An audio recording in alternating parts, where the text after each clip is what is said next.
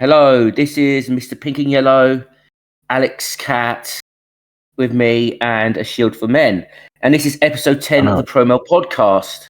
So we're in the double digits now. And we're calling out a useful idiot, controlled opposition, right-wing Democrat, tradcon, feminist hybrid called Scott Galloway.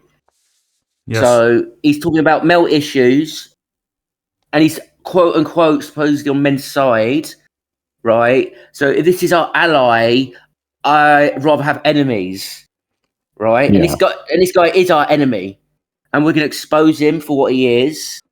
Okay, he's an enabler of misandry and hatred towards men, and he pushes traditional gender roles, and he's just a gaslighter.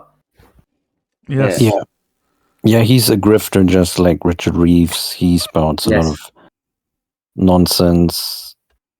He basically makes it seem like what men experience, what men go through, is just natural, and it's just, he wants to justify it in a way, and he doesn't offer men solutions, but instead more harmful male slavery roles, provider and protector roles.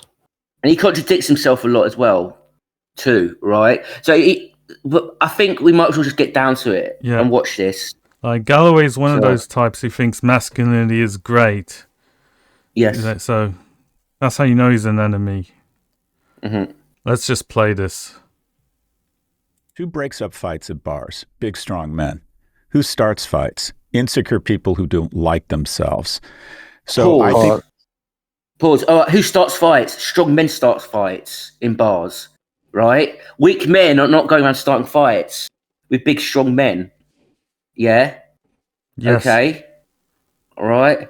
And also who breaks up fights in bars? Bouncers and police officers, right? So what I don't know when they get paid for it. Okay. So he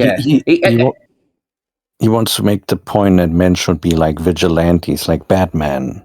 They should be breaking up fights left and right and stick their neck out there. And also he's shaming physically weak men as well by implication. Okay.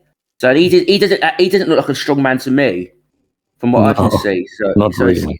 No. Okay. No, it's a weak man. That's very vague and nebulous. He's fear-mongering there. Yes. Strength immediately moves to protection. And then the third thing, and I get more pushback on this, is procreation. Not on this show you won't, Scott. Don't worry.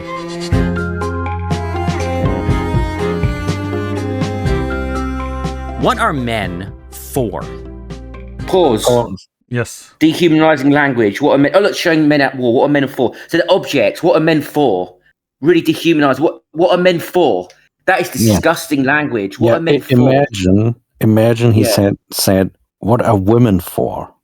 Yes. Yeah. What a misogynist piece of shit. What a misogynist piece of shit. Sorry, Yeah. If he said, "What are women for?" he would be called a misogynist. Yes. Or he looks at the black incarceration rate, or like men in slave labor, and he goes, "Well, what are black men for?" Yes. It's like that. Yes. Let's carry on. We've been having a debate for a while about the falling fortunes of the modern man and the difficult... Pause. So that's the neutral terminology. It's not actually... There's not falling fortunes of men. Men are being discriminated against and they're suffering structural violence. Yeah. Right? Okay. Yeah, they make it always seem like this is some natural occurrence and it's like inevitable karma or something. Yes. Like, no, there's structural violence, like you said, and it has been going down for decades. Yes. So let's carry on. Conditions facing young men in particular. The single biggest killer of men under the age of 40 is themselves. It's suicide. Boys and men are falling behind. So the biggest killer of men is themselves, suicide.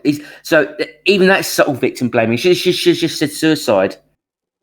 Why are men falling and boys falling behind? Pamela A. Brown takes a look. So if women are fall behind at anything, it's not friends falling behind. Why are women being held back? The language it's just massive double standards in the language. Why are men and boys falling behind? Because they're being held back. Structural violence. Yes.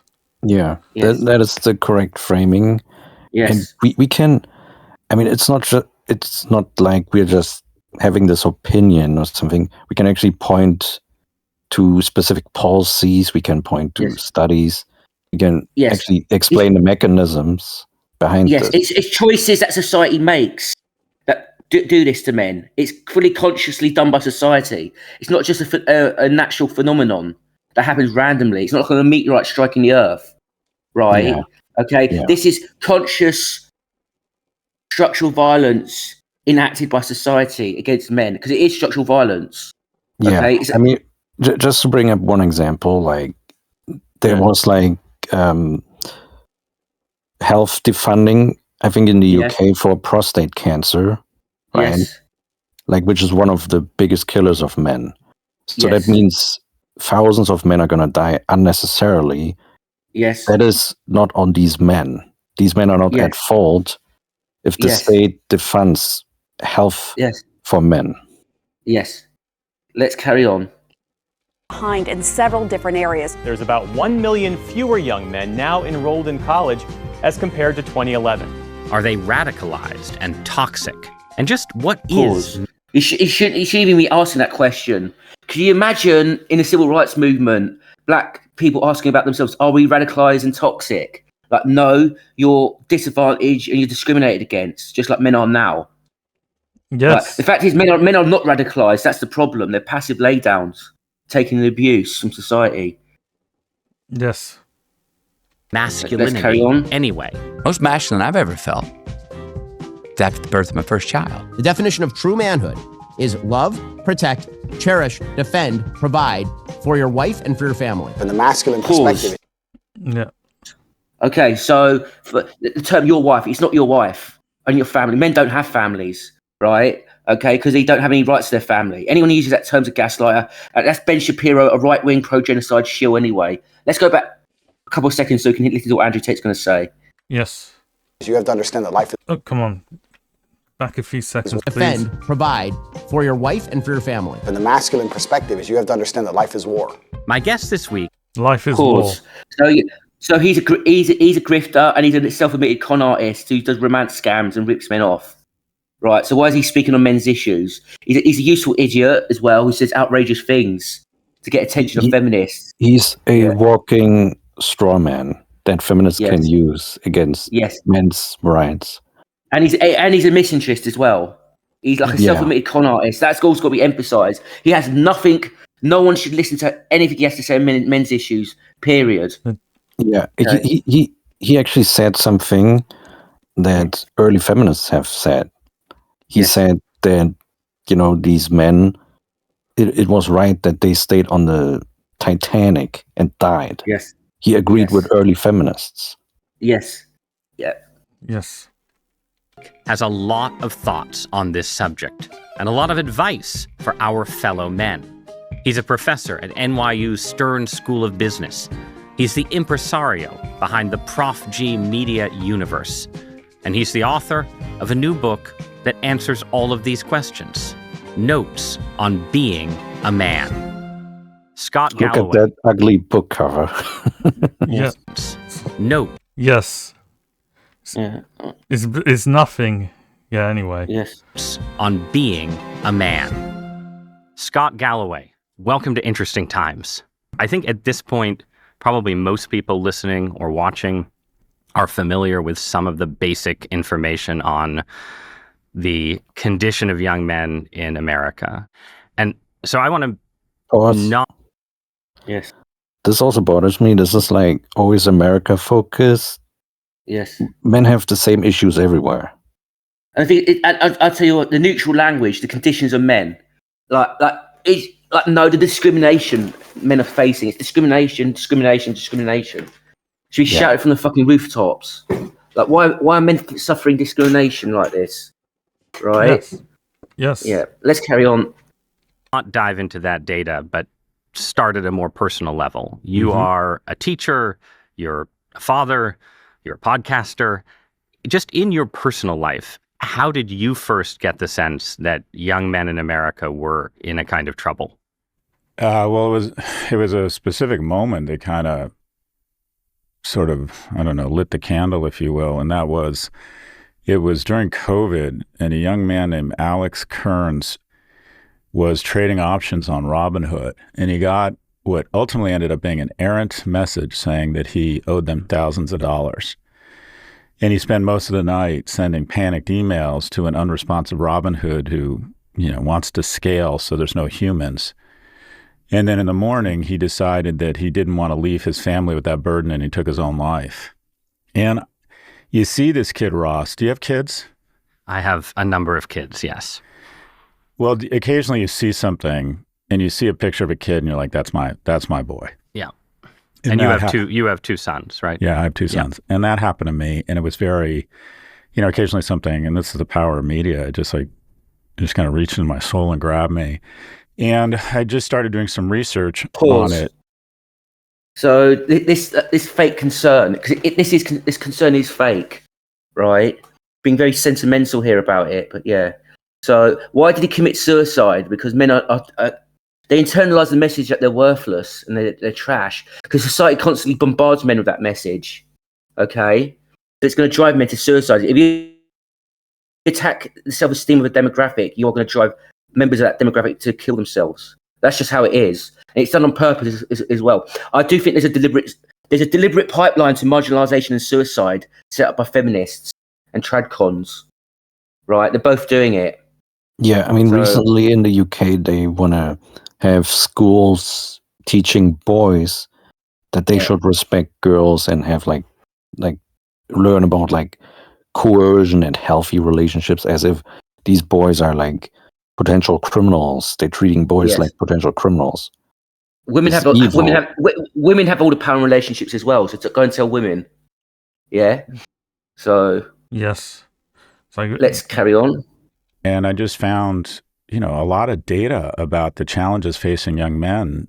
In this instance, the kind of unrelenting foe of big tech that every day is trying to figure out 1 million times a second a way to get you on. Yeah. Yeah, so this is more like distractions, or men are struggling because of technology. That's a lot of bullshit. He blames social media a lot as well. So, and any men do face discrimination by big tech because it's run by feminists, right? But he doesn't talk about that. Yes. Yeah. Like the tech is just the byproduct of the feminists in charge, and misandrists and tradcons as well. Yeah, the big tech promotes anti-male messages through their algorithm. Yes. On a screen one more second, and the young, immature prefrontal cortices of men is especially vulnerable. And big tech. Pause. So he brings up brains now. He's going to talk more about this later. The undeveloped pre-cortexes, which is complete fucking nonsense. Yes. This is pseudoscience. We're going to show he's wrong on that, yes. Yeah. Which is 40% of our S&P right now. Essentially, as I'm going to say, like if you're a podcaster and you've got a significant audience, you've got a responsibility not to talk gibberish like this, like pseudoscience. If you don't know about the science, don't talk about it. Okay, just shut up. Just shut up and don't talk about it. You don't know what you're talking about.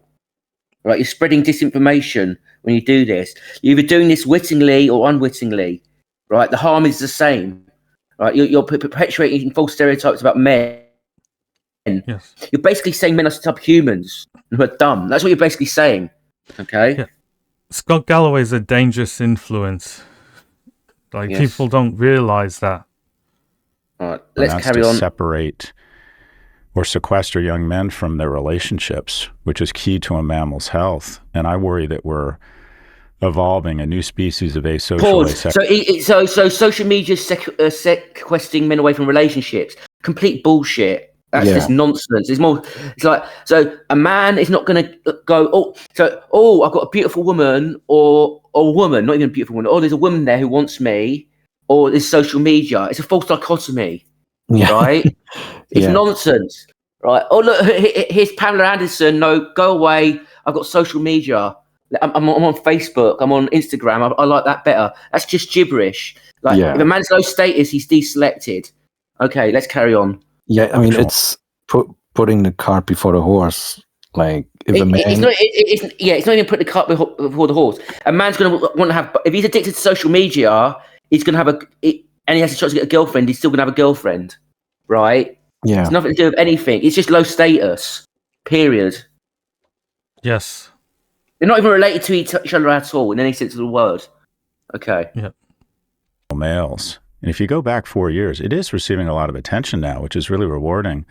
But it wasn't 4 years ago. When I went to the Democratic Convention in Chicago just a couple of years ago, I saw a parade of special interest groups articulating all the very real issues different special interest groups still face. I didn't hear one word about the cohort that has fallen further faster than any cohort in American history, and that's young men. And so that was... They're being held back. Also, men don't get to bring up their special interests because the feminists who gatekeep the Democratic Party wouldn't let them, right? They're kept out of lobbying for the most part. Okay, men are very bad at organising for their own special interests, but they're also kept against too. Yeah. So I mean, men are even kept from having like university campus organizations, like very men's groups. Yeah, they were shut down. There was only one in America that was shut down. They weren't even allowed their own group. That undermines freedom of association. That's structural violence. Again, like when you discriminate against men, you limit their life choices. That's structural violence. Yes. Mm-hmm. Kind of the moment where I started going down this rabbit hole, if you will. Yeah. So take us back in time in your own life, because your book about this subject is partially analysis and prescription, but a lot of it is personal story and memoir, right? So you're 61, right? Can you believe an exceptionally well-preserved 61, I must say. And so you came of age about 15 years before I did, so in the 70s and 80s. Mm-hmm. And what do you think was different in the male experience then? Well, first, that's a generous question. I relate a lot to these struggling young men because I think I could have very easily, with a few wrong turns or bad decisions or lack of infrastructure, could have really come off the tracks. So lack of infrastructure. So he's admitting it's systematic. Your life outcomes are systematic. So basically, if you act up as a privileged rich kid, you'll probably just get a slap on the wrist, right? If you act up as a poor kid, especially a minority poor kid, you'll be diverted into the prison pipeline, right? Or expelled. So it's how you're treated that makes a big difference, right? It's structural. Yeah. Yes. Yeah, and this will come up later, like he believes in this whole meritocracy bullshit. Yes. Which is a complete lie. Yes. It has been debunked by many studies. Yes. What matters most in life when it comes to wealth is whether or not you're born into a wealthy family. Yes. Yes. My father was not involved in my life. I was raised by a single immigrant mother who lived and died a secretary. I feel like America back then, Ross, loved the unremarkable. I got assisted. No, it didn't. This is false nostalgia, right? He came of age in the Reagan era, right, when he was cracking down on unions and wages were declining and the rich were getting richer. So this is a false nostalgia, yeah, which we shouldn't fall. We shouldn't fall for this lie. I think things are getting worse, but the past wasn't good for men either. So let's carry on. Lunch. I always say I'm a product of big government, and I, by the way, this is not a humble brag. I'm a remarkably talented person. I might No, you're not. No, you're not. You're not remarkably talented, right? What do you do? That's talented. You're not talented. You're lucky. That's all you're. You're lucky. You got status. Let's carry on. Percenter, but that. Yes. I don't like that sort of thing. That's a massive red flag, right? I can forgive it. Like if Quentin Tarantino said, "I'm massively talented," I can forgive that, right? Even though it's egotistical, he is actually talented. If an artist is talented, right? He says he's talented, I can forgive that. If you're just some sort of fucking blogger, right, opinion piece guy, and you're saying you're talented. No, just no. You don't get to say that. I'm sorry. Like, yeah, and he's also later contradict this with his own words, by the way. Yes. All right. Puts me in a room with 75 million other people. My life, my wealth, my opportunities are well above the 75 millionth most blessed person. And I reverse engineer those things to several factors that aren't my fault. First and foremost, the irrational passion, my well-being of my mother. But more than that, maybe even was... If your mother gave a shit about your well-being, why was she a single mother? Right? This is what... No. Sorry. Let's carry on. Yeah, mother worship there. Yeah. Smart enough to be born in America, and especially California in the 60s as a white heterosexual male. I got assisted lunch. I applied to UCLA. Okay, so if you was privileged to be born as a white heterosexual male, why was you on assisted lunches? Right? Yeah. You see, that's a contradiction there. So you had an impoverished background then. You was on assisted lunches. So this is bullshit. This is bullshit. Yeah? Right. Yeah, first contradiction. Yes. Ross, when it had a 74% admissions rate, and I was one of the 26% that didn't get in. And I was installing shelving for what seemed like a lot of money at the time, $18 an hour, and I came home one day and I just broke down. And I said to my mom, I was living with my mom, this is my life. And not that there's anything wrong with vocational work, but I wanted to be a doctor at the time. At that moment, I thought I was going to be I had aspirations to be a pediatrician. And she said, So he wanted status then, basically. He broke down and says, I'm not going to get the status. Yeah? Okay. Right. Yes. Let's carry on.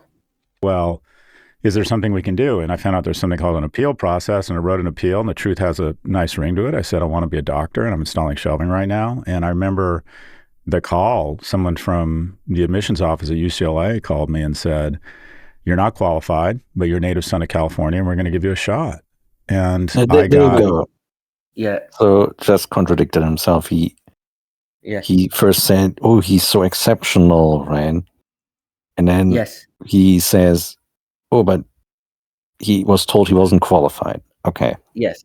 So he was given chances. Now, does he talk about the structural violence and discrimination that men face in higher education? Does he talk about it? No, I don't think he mentions it once. Does he?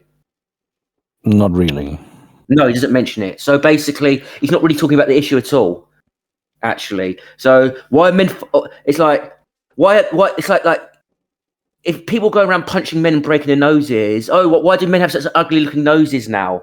Like saying that. Like, no, men are being held back. They're being sabotaged deliberately. And there's feminists and females in higher education who gatekeep it now and push men out. Yeah? Like in America, you can get falsely accused of something and then your academic career's over. You get booted out of university. No due process.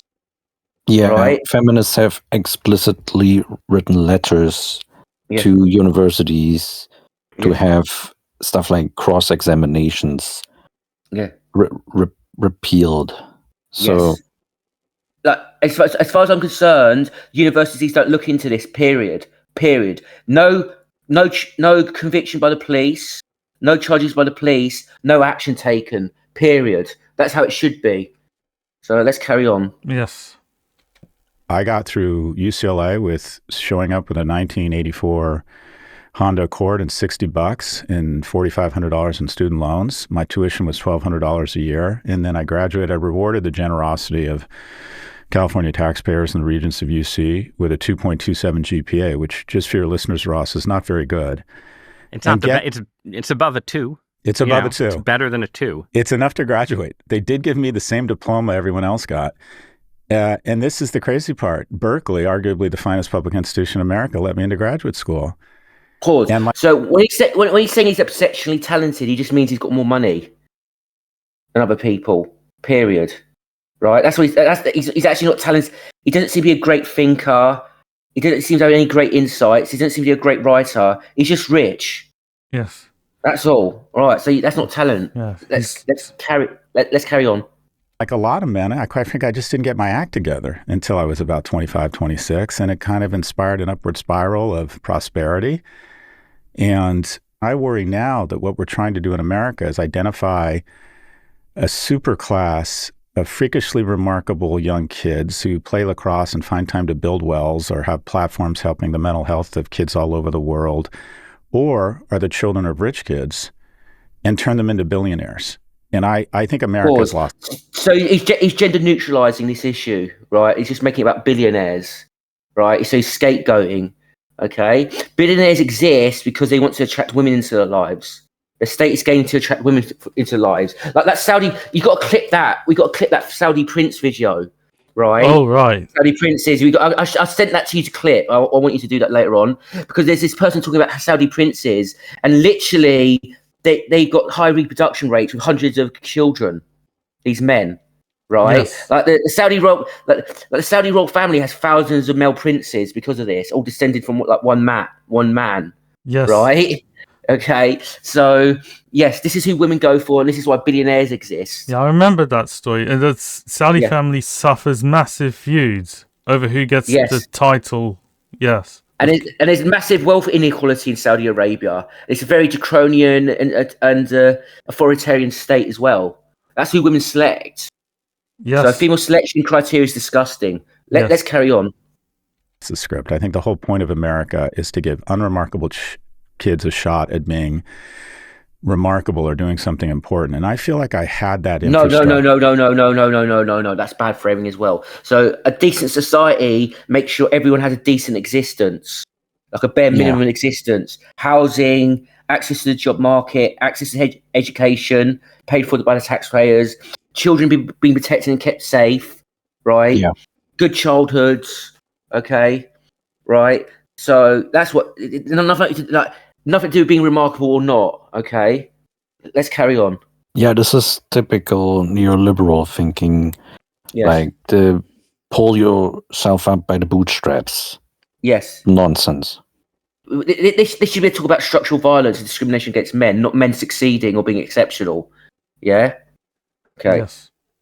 Sure. And I worry that in today's world, a lot of that infrastructure has been crammed into the kids who already demonstrate they're remarkable at the age of 18. No, it's been crammed into women. Women get affirmative action and get pushed into the job market. Men get funneled out of it. And they get funneled, and especially in America, get funneled into the prison pipeline. There's quotas. This is quotas for men, not for women. There's quotas to jail men for profit prison system. Yes. Right. So yes, which is modern day slavery. There should actually be no profitable prison labor. Period. Actually, in any civilized society, because it's slavery. Yeah. And it's a perverse incentive for the prison system. The prison system should be keeping dangerous people out and reforming people that can be reformed. Yes. Yeah, right. I think Scandinavia has like some reformist approach to the prison system, and it works a lot better. Yes. Yeah, the right-wing men hate that. Yes. Yes. Places I'd like to go with that, but just one point is sort of the idea of slow development and grace. Because to me, when you tell that story, I don't think you're unremarkable, but it does sound like you were a kid who needed time and space and opportunity that wasn't there at age 16 or 18 and ended up being there. So just talk about that for a minute. Like, is the big difference sort of the space that society allows between the ages of 15 and 30 for people to screw up or find themselves? Is that a big change? They're gender neutralizing this issue again, which is fucking annoying. It gets on my nerves when they do this. This is a podcast about men. Why are you gender neutralizing the issue? Women have all the grace to mess up as much as they want, period, and they're still acceptable members of society. If men fuck up and don't gain status, they're ruined in the eyes of society and discarded. Yeah, women actually have multiple layers of protection. Like, they have better social networks. They're more connected to their families. Yes. Right. And they have better access to housing, social housing. Yes. You know, all kinds of welfare programs, all kinds of women's shelters, women's organizations. Yes. And men accept low status women into their lives because men are not hypergamous when it comes to women. Women are hypergamous. Yeah. Hypergamy has to be absolutely shamed ruthlessly, and it's not. Hypergamy is actually not acceptable.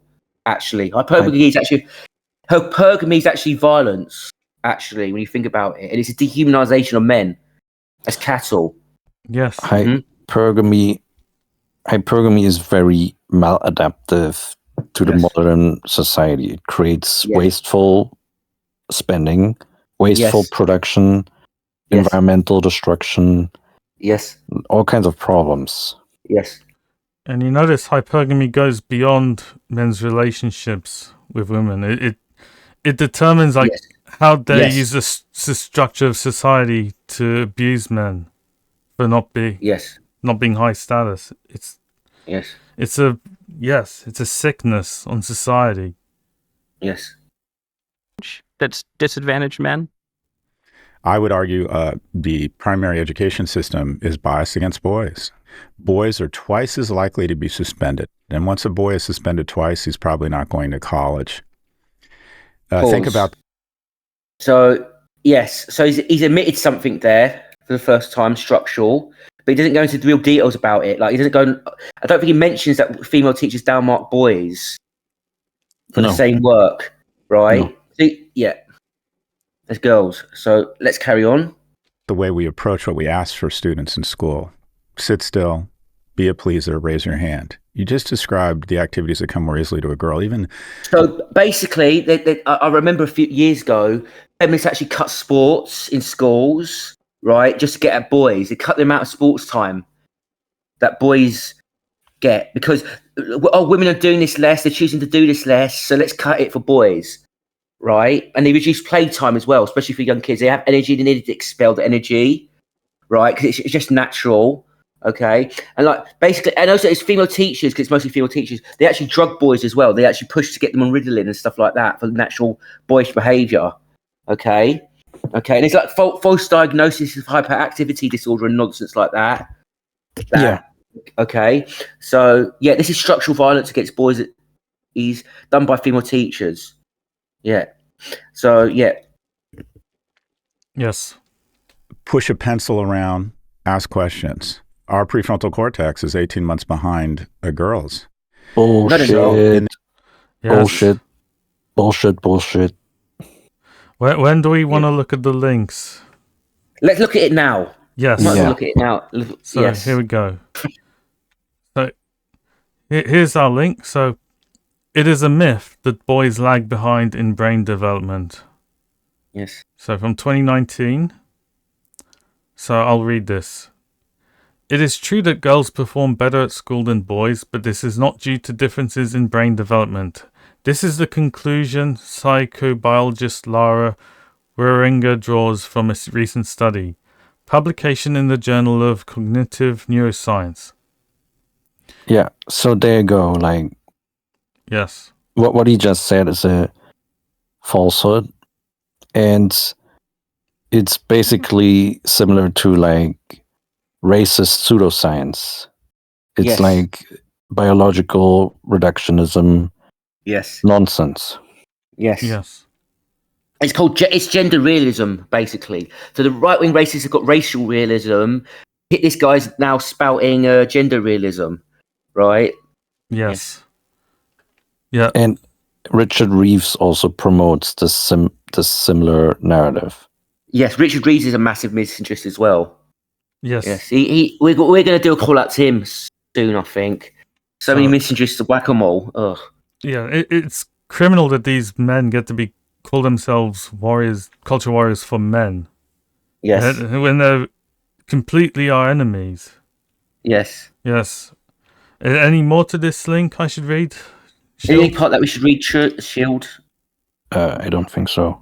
All right, let's carry on then. We'll put all the links in the description. We don't want to drag this video out, just reading everything. So we'll put the links in the description. You can look this up for yourself. Yes. Okay. Then you have a kid who, quite frankly, may be not ready for college, and the traditional on-ramps to a middle-class life, a lot of those on-ramps have been closed. We all knew that kid. For men.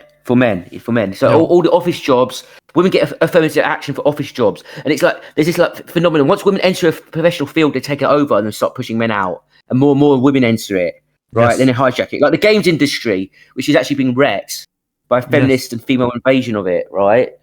Okay, it happens all the time, and it pushes men. gaming was a high status career. It's still a high status career for men. Like they can gain a lot from it, right? And it can be very creative. It can be very fulfilling. It's very hard as well. It's sabotaged by women. Yeah. Like now you get mixtape that gets Game of the Year award, which is complete feminist trash. It's not even a game. It's an interactive, barely an interactive novel. Yeah. So they take over the gaming media as well, right? And so it's just sabotage. It's sabotage. That's all it is. This happens in all the white collar fields every single time. So it's gender neutralizing this. Yes. There's also the whisper networks in the comic book industry, all kinds of other industries. There's a whisper network in the CIA, apparently. There's bound to be one in the gaming industry too. Yes. Yes. Like the pattern of entryism, put women who get in, then invite other women in, exclude men. That's just abundantly clear. Yes. Right. In high school, he wasn't going to go to college, but he could fix your mom's car. And there was wood shop, auto shop, metal shop. Those have gone away. They've been replaced with computer science and Mandarin courses. And we've all decided as parents that a lot of jobs have been shipped off to China, right? Yes. In the globalized capitalist system, but there's now more emphasis on like social work and like stuff where there's a bias against men and stuff that where women dominate, fields where women dominate. Yes. Fields are either not real fields or fields where women are allowed to bullshit their way in. Or just exclude men. Or some of it is real fields, but women just take it over and ruin it as well. Yes. Like they've ruined the medical profession as well. Yes. And teaching. Yes. They can't even teach kids properly. They're failures, actually. So. Yeah. If our kid can make $80,000 a year at the age of 19 installing energy efficient HVAC heaters, that somehow you fail. This is so fucking trite as well. This analysis here. It's all like, it's like, men should do this job, they should do that job. No, there's a systematic discrimination and violence against men. Men actually discriminate against the job market, which we'll prove in one of the links we found. So this is hyper agency. Oh, men need to make this choice. They need to have a different mindset. They need to adapt. Blah blah blah. No, they don't. Society should be structured differently. Yeah. Period. Yes. Yes. Society needs to be made fair for men. Yes. And actually men have to gatekeep their jobs and professional fields and keep feminist women out. Actually. And women should only be allowed in if they're not feminists. If they're feminists, you should, like, if you've got any feminist social media in your posts, history, right, you're just banned from the job market. That's how it should be. But let's carry on. Like, feminists are doing that for men, for whatever they have in their social media. Yeah. They don't or even without anything in their social media as well. They just push men out anyway. Yeah. Yes, regardless. Yeah. Yes. MIT. So we kind of have this one path of success that's been driven into families, and there's a certain amount of shame. It's not driven into families. Right? The path of success is female hypergamy, mate selection, right? That's the path of success. Yeah? So he's dancing around the issue again. This is going to be euphemisms and dancing around the issue and not naming the core issue. It's female hypergamy. It's female selection criteria. They want high status professional men. That's the path of success. Yeah. Period. Also, if this guy was a janitor, he would be sexless and would have no kids. Yes. Yeah. Yeah. Also, what you'll notice is that the most successful high status men, a lot of them are male feminists. Yes. So what gets you status in society or today's society is shitting on other men. Yes.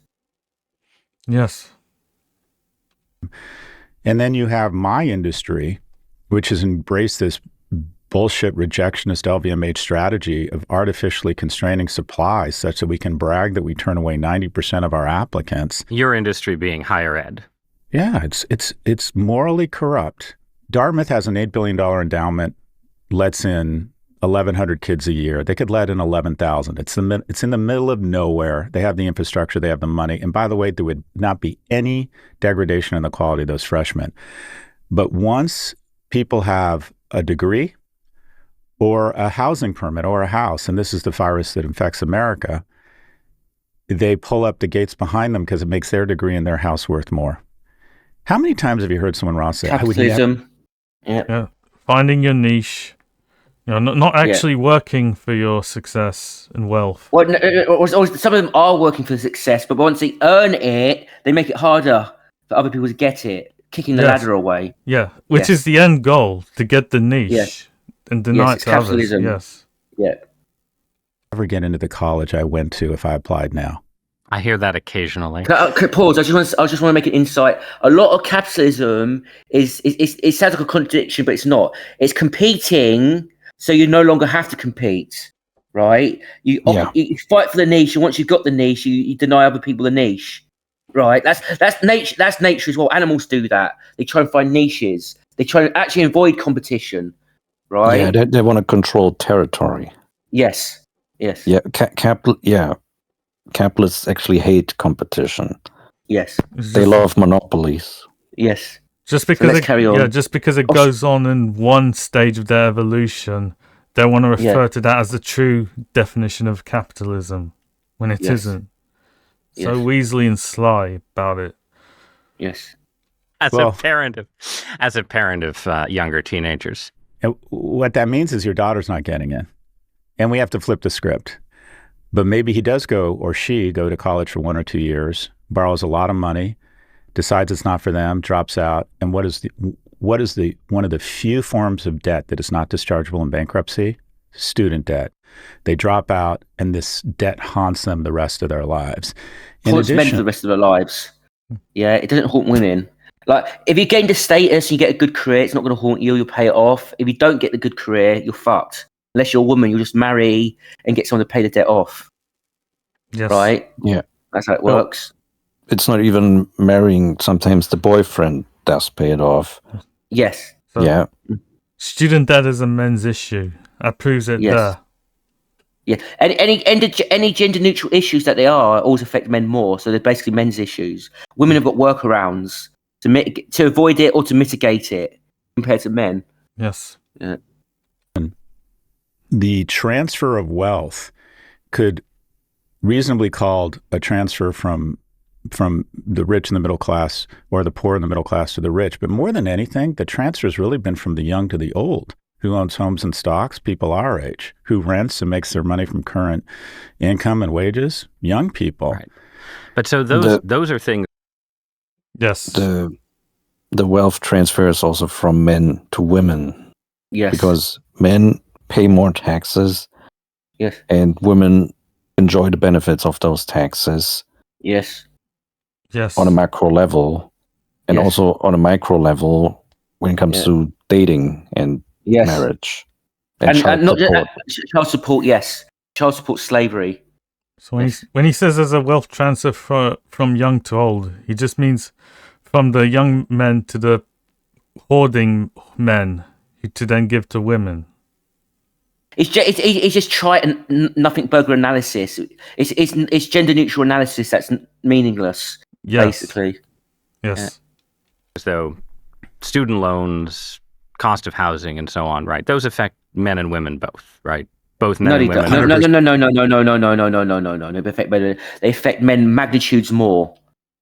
Okay, because women are still selected, men are not. Right. Okay, so men are barred from the things that get them selected structurally, and men do want women in their lives. Okay, they want intimacy with women, they want affection, they want acceptance, and they don't get to have that if they don't earn enough to get a house or a decent career. Right, they're fucked. Right. Okay, women are not affected by that. They'll be fine. Yeah, so, and also. Right now in the United States, single women own more houses than single men. Yes. Yes.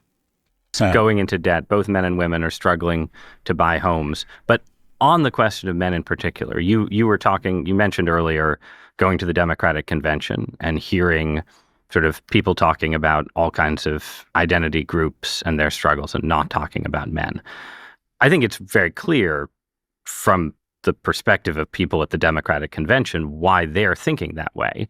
They listen to your story where you say, I was lucky to be born a white heterosexual man in 1960s America, and they say so pause. So his bad framing is being used against him because he's an idiot, a useful idiot to the feminists. He's framing so bad, right? It creates so you are a privileged white cis male then, blah blah blah, right? You shouldn't even say gibberish like that. I'm white. I'm not privileged in any sense of the word. No. Yeah. So the position that white men had was to be master providers for the women in their lives. Yeah. The women. And also, and it's gender neutralizing the racial. It's covering the racial issue in a gender neutral way that doesn't even make sense, right? So basically, any white privilege you had was due to the discrimination that black people faced, right? In 60s America. Okay, it's nothing to do with being a white male. It's to be doing white, it's everything to do with being white, and women had more privilege being white than white men anyway. Yes, that's what's going on. Yes, and you look at the Shield, and also during the 1960s in the United States, there were over 200 women's only colleges, right? Yes. So this horseshit that because he was a man, he had more access to college or whatever he's implying, that's nonsense. And here's another thing I want to point out as well. Affirmative action only passed in the United States with the support of the right wing. And the right wing said, you've got to include women too. Right? So it was hijacked by women. Yes. It was never meant for women because women were never in a disadvantaged group. Yes. Damn right. White heterosexual men had all kinds of unfair advantages. They were No. The life expectancy gap proves that black women outlive white men. Yeah. Well, he's talking about in the past as well. It's right. Wrong. It's wrong in the past. So basically, right, he's talking white people had an advantage over black people. It's nothing to do with being a white man. That's a lie. So he's basically admitting the feminist he's repeating the feminist lie that men were advantage over women in the 60s, which is complete fucking horseshit. Women weren't drafted into the Vietnam War, were they? No. Yeah? No. Okay. Up in various ways by what gets called patriarchy. Yep. Those advantages have gone away. And but they never existed in the first place, you piece of shit. Why are you lying? No. This guy's meant to be right wing. The person on the right. He's meant to be a right winger conservative, and he's meant to be more Democrat left wing. Right, there's no difference between their thought process. They're both the same. Yes, they're both feminists. Yeah, belief in patriarchy. Yes. There's no fucking patriarchy. No, you're a lunatic. You're either a liar or you're a fucking lunatic if you believe in patriarchy. There's no such thing. There's no such thing. Never existed. There's never been a social system set up by men to exploit women to benefit men. It's never existed. Never. Yeah, the patriarchy is about as real as Spider-Man or the Incredible Hulk. Yes. Yeah. Well, actually, it's more. You can actually find Spider-Man on printed paper, right? It exists on that. Where does the patriarchy exist? Never. No, but belief in patriarchy is like belief in the Zionist-occupied government, the Jewish conspiracy. Yes. So it's on that level of insanity. Yes. Now men are struggling, right? But didn't everyone else have to struggle for hundreds and hundreds of years? That's gibberish. That's fucking gibberish. So there wasn't like working class poor white men working in fucking factories, right? Like, what the fuck is this guy on about? Gibberish. It's a non sequitur. It's like deflection non sequitur. It doesn't even fucking mean anything. Women have always been struggling less than men. Get the fuck out of here. Men for hundreds of years were mandated by law to provide for women. Yes. Okay? Yes. So men were struggling. Men were gang pressed as well into the navies. No, yeah. And the armies too. You'll never see laws like this that enslave women. Yes. Yes. Why can't men deal with it? And I'm curious how much of what you experienced, the advantages you feel like you experienced growing up. Why can't men deal with it? So basically, women get to have systematic issues, even though they're bullshit made up ones. Men just need to man up, and it's personalised for them.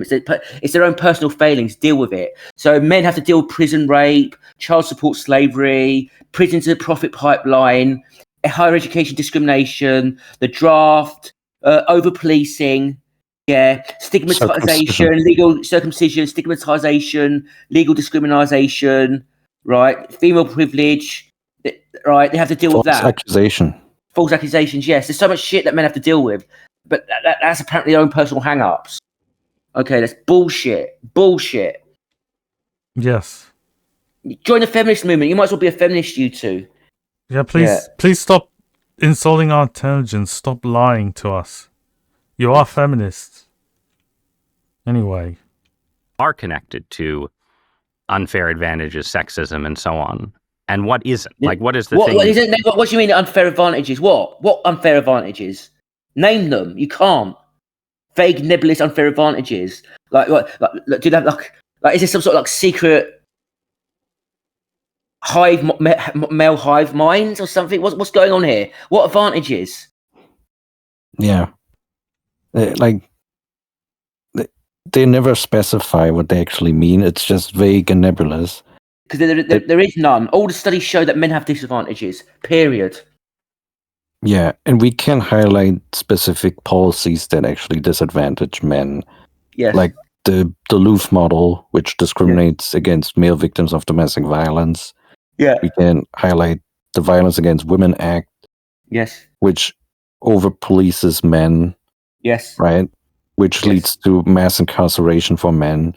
We can point to the child support system. Yes. So all kinds of laws and policies we can point to, we can actually be concrete about this, right? Yes. It's based real world material conditions. We point it out, right? We got reality on our side.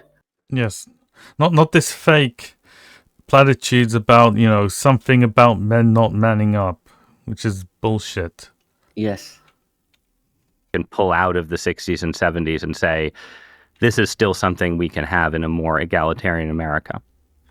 I tried. What do you mean more egalitarian America? What the fuck are you on about? You're a right winger and you're claiming there's a more egalitarian America. You're full of shit. America's less egalitarian than ever. Women have more privileges and men have less rights than ever. How the fuck is that egalitarian? Stop gaslighting. You're either really stupid or you're dishonest. Carry on. Let's get past the ads. Yeah, I know. Yes. But nothing stuck. That is 100% fair. And he agrees. So he 100% fair. He agrees with the feminist lies. Okay, this is the definition of a useful idiot. Yes, you're not a champion for men, Scott Galloway. Yes. Stop pretending you are. Yeah, it's very easy as a younger man to credit your grit and your character for your success and blame the market for your failures. And I didn't really recognize until I was in my 40s. I raised hundreds of millions of dollars for my startups in the 90s. And it didn't dawn on me that there weren't any gay people or non-whites or women raising money from venture capitalists. The question is... I don't know what he's gibbering on about here. So I'm very suspicious about his narrative of a disadvantaged background, and he's pulled himself up by the bootstraps, right? There's something going on here he's not telling us. He either got very, very lucky with an opportunity, or he had connections somehow. Right, I don't quite believe him, to be honest. No, I think yes. He mixed like gay people with women. Yes, sort of intersectionalism. Yes, intersectionalism. He's validating the intersectionalist hijacking, which has got to be rejected 100%. You don't link gay issues, you don't link minority issues to women because they're nothing to do with each other. It's a non sequitur, right? You might as well link Swahili dwarf clowns with women, right?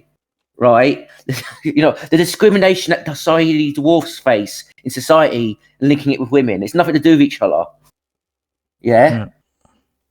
Yes. Should a 19-year-old male being raised by a single mother pay the penalty for my privilege? Because things have changed dramatically. It's just no longer, the advantages I had just are no longer nearly as distinct, and maybe there's even some disadvantage to being a young male. And just going back to, I want to there touch is a on disadvantage of being a male, not a young male period. So you don't. So according to your narrative, you grew up with a single mother, right? You was on like food programs, yeah. Then you got rich, okay. So according to your narrative, you just got lucky. You got lucky, right? You could have been excluded from higher education. You failed, but you wrote an appeal process and they let you in, right? You're kind to you, so you was lucky. Right, so where's your privilege? Your narrative is self-contradictory. You're just lucky. You're not privileged. You're just lucky. Doesn't make any fucking sense. Yes. You said that the economic challenges facing young people face men and women. 100% true. But this is the bottom line, and I don't think we like to admit this. No, wrong. Women, like what kind of economic challenges do women nowadays face? They have more access to the job market than ever. They have more educational access. They have more housing. Single women have more housing than single men. The newest jobs, the majority of the newest jobs go to women. Like, yeah. Can't explain what. Doesn't want to. Yeah. Beyonce could work at Kentucky Fried Chicken and marry Jay-Z. The opposite is not true. Okay, he's talking about hypergamy now. Yes. So basically, Beyonce can't could work at Kentucky Fried Chicken and marry Jay-Z. The opposite is not true. He's right. Yes, hypergamy. Yes. Young women are disproportionately and unfairly evaluated on their aesthetics. Young men are No. Fuck off. Men are valued by their aesthetics. No. Right, as well. And so are women. It's not unfair at all. It just is what it is. Yeah. And also, it's not super evaluated when it comes to women. There's all kinds of ads with like obese women, right? Yes. Body positivity. There's body positivity for women now. Okay, men don't. There's no socio-economic positivity for men, right? Like date a fat woman too, but there's no like date a homeless man too, right? Yeah. So yeah. Yes. Fortunately and unfairly evaluated on their economic viability. So pause. All right. So I want to add one more thing as well. Attractiveness is innate and honest. What you find attractive is innate and honest. It's just innate. I find you beautiful. I find you attractive. I like how you smell. It's pheromones and looks. That's attractiveness level, right? And voice to a smaller degree as well. Okay, those are things it's just innate. Okay, that's honesty, right? That's blunt. That's honest, straightforward. Socioeconomics is not. It's manipulative. Okay, so go back 5 seconds because I interrupted what you were saying. Young men are disproportionately and unfairly evaluated on their economic viability. Pause. So he's going to contradict himself here later, right? So, they're unfairly evaluated on their economic viability, but he's going to validate on their being validated in that economic economic viability, right? Yeah. So he's going to do a complete 180. Okay. Yeah. Men get much, if not most, of their identity from their professional or economic success or lack thereof.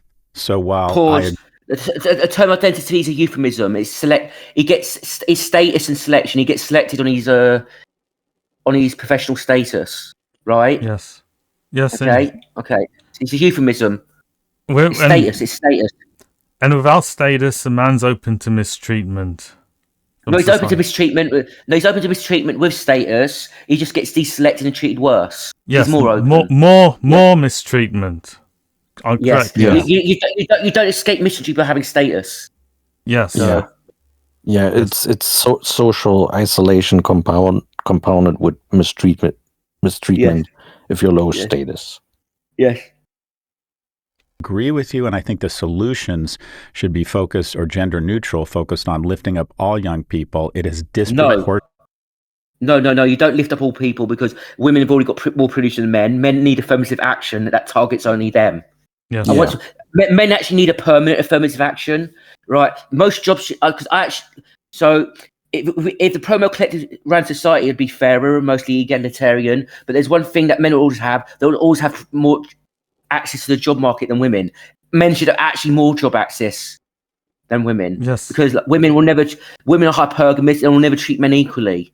Right? Yes. Yeah. Look, so men actually need they need privileged access to the job market over women like women are getting now. Period. Yes. Women get an advantaged existence over men. Even from just existing. They get instant status just for who they are. Yes. And also women push men out of the job market and they still practice hypergamy. So yes. Yes. Proportionally negatively impacted young men. But then maybe they can't be gender neutral. I mean, I think part of why you're an interesting figure, right, is that you make a lot of arguments that are right now sort of seen as conservative and conservative coded arguments. A lot of things that you say about the struggles of men are things that you hear from conservative writers, conservative thinkers, and sort of the manosphere in their crudest form, right? Yeah. And you, as I watch you, I feel like right wing shills and grifters and useful idiots, basically. The manosphere. We're gonna have to really do an in-depth video on the manosphere and why it's toxic. Yes. Why we reject it 100%. Yes. Yeah. Like manosphere is full of scammers and snake oil salesmen. They read the fact that men are getting disadvantaged. Yes. And they exploit them. Yes. And the manosphere validates hypergamy as well. It says it's natural. They'll complain about it 1 minute and it says, oh, but hypergamy is justified because women are deselecting genetic dead ends, which is bullshit. Yes. So yeah, it's the biggest bullshit. Yes. You have these views and you're trying to stay liberal. Maybe that's unfair, but that's what I see in Scott Galloway. Well, the liberals are right wing. What can you say? Yes. Yes. But it seems like let's make this clear to any newcomers. Feminism is right wing, right? Right wing politics is feminism as well. They're just different strands of feminism. So yes. What you're describing is a landscape where there's some set of advantages that men used to have that you can say wrong. No. Yeah. Were unfair and it's good that they're gone. But then at the same time, when you say, look, men need more time to develop. Male teenagers are just the weaker sex in educational settings compared to women and so on, right? They've been discriminated against in education. They're not the weaker sex. They've been discriminated against. Yes. Yeah. He's making a biological essentialist argument again. Yes. Again, gender realism.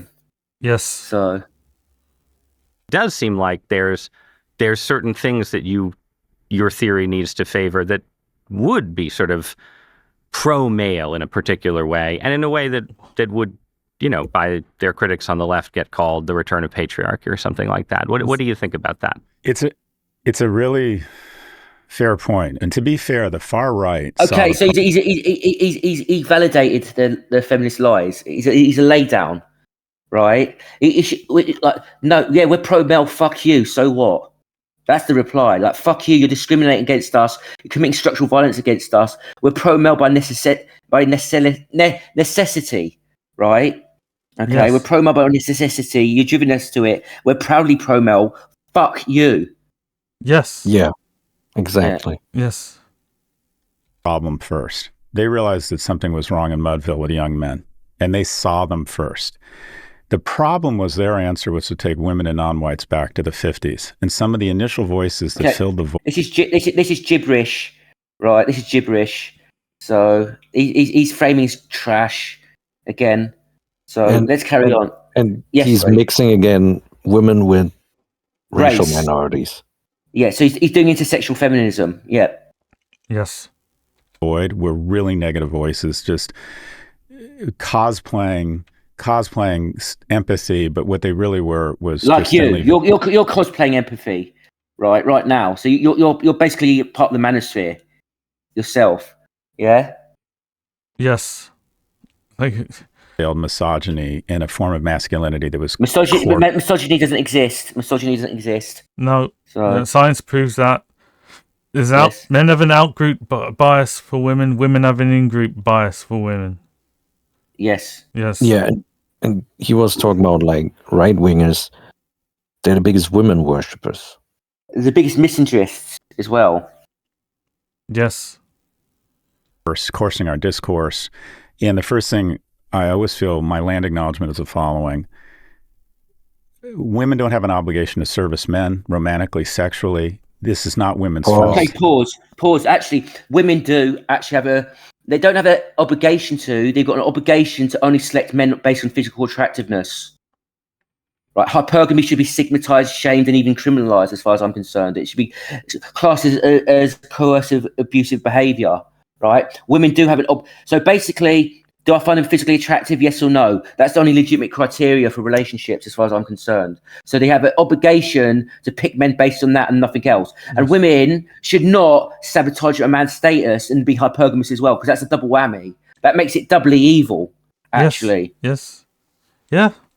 So hypergamy is what proves that relationships are exploitative, but not in the way society frames it. It's the women exploiting the men. Yes. Instead of actually genuinely loving them. Yes.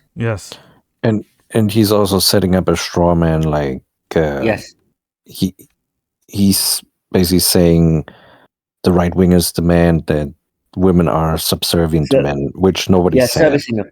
Yes, and the thing is, most of the manosphere supports hypergamy as well. They think it's natural and good. Yes, especially the right thinks it's good that men who don't make it are mistreated. Yes. They have this very us versus them dynamic they apply to other men. Yes. One of the greatest victories in America and society generally is that women are thriving, and men should take pride in that. It's actually a disaster, because women are a hostile class to men, right? If women were just indifferent to men or didn't care about men, it wouldn't be a disaster for men. But because women are actually hostile to men, they organise and marginalise men, it's a disaster.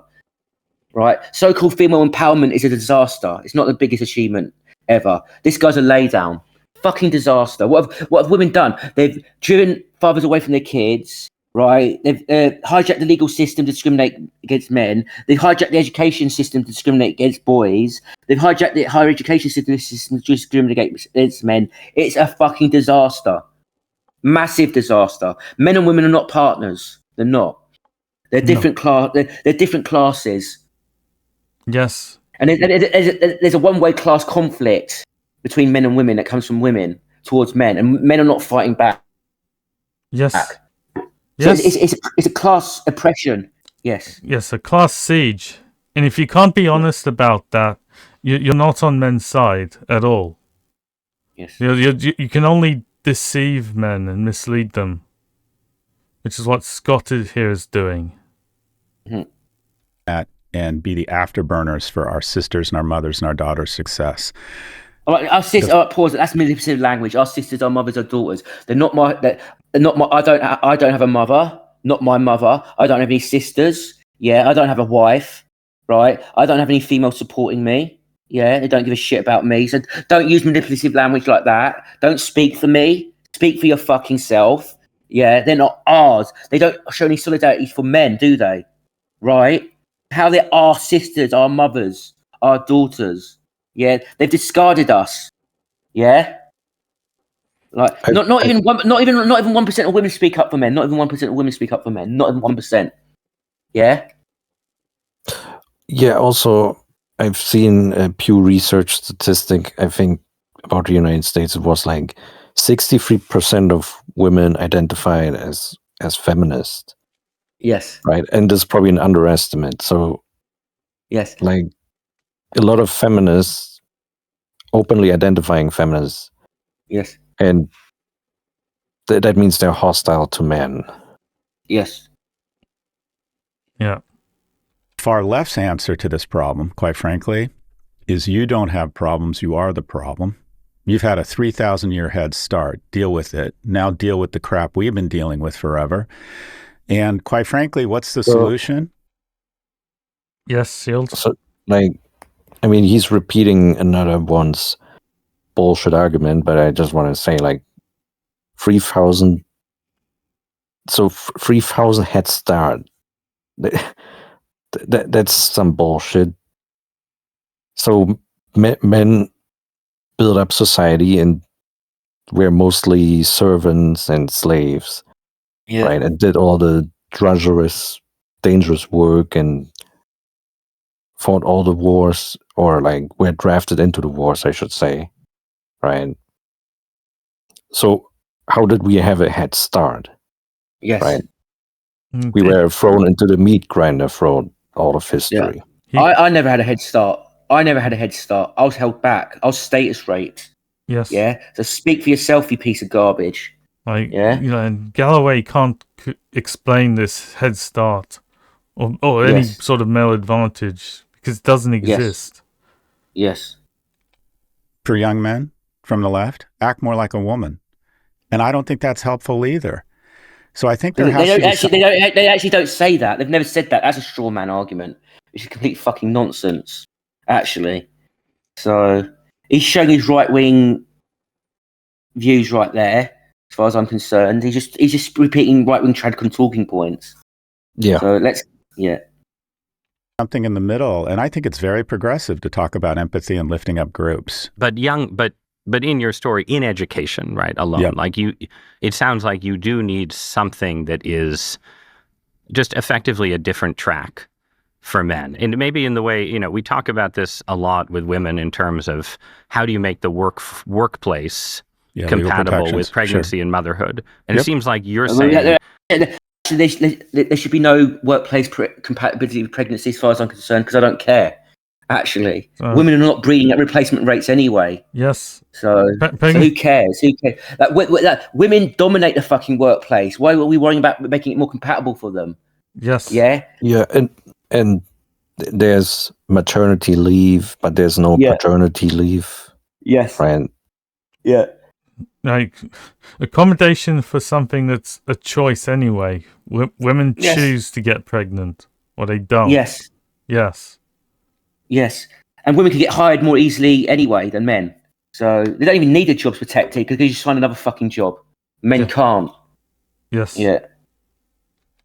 In the same way, we need to think about how to make the modern educational system compatible with boys whose brains develop more slowly. And okay. In the past, boys, I think boys were actually outperforming girls in higher education, in education in the past, and they dropped because of the way the education was structured.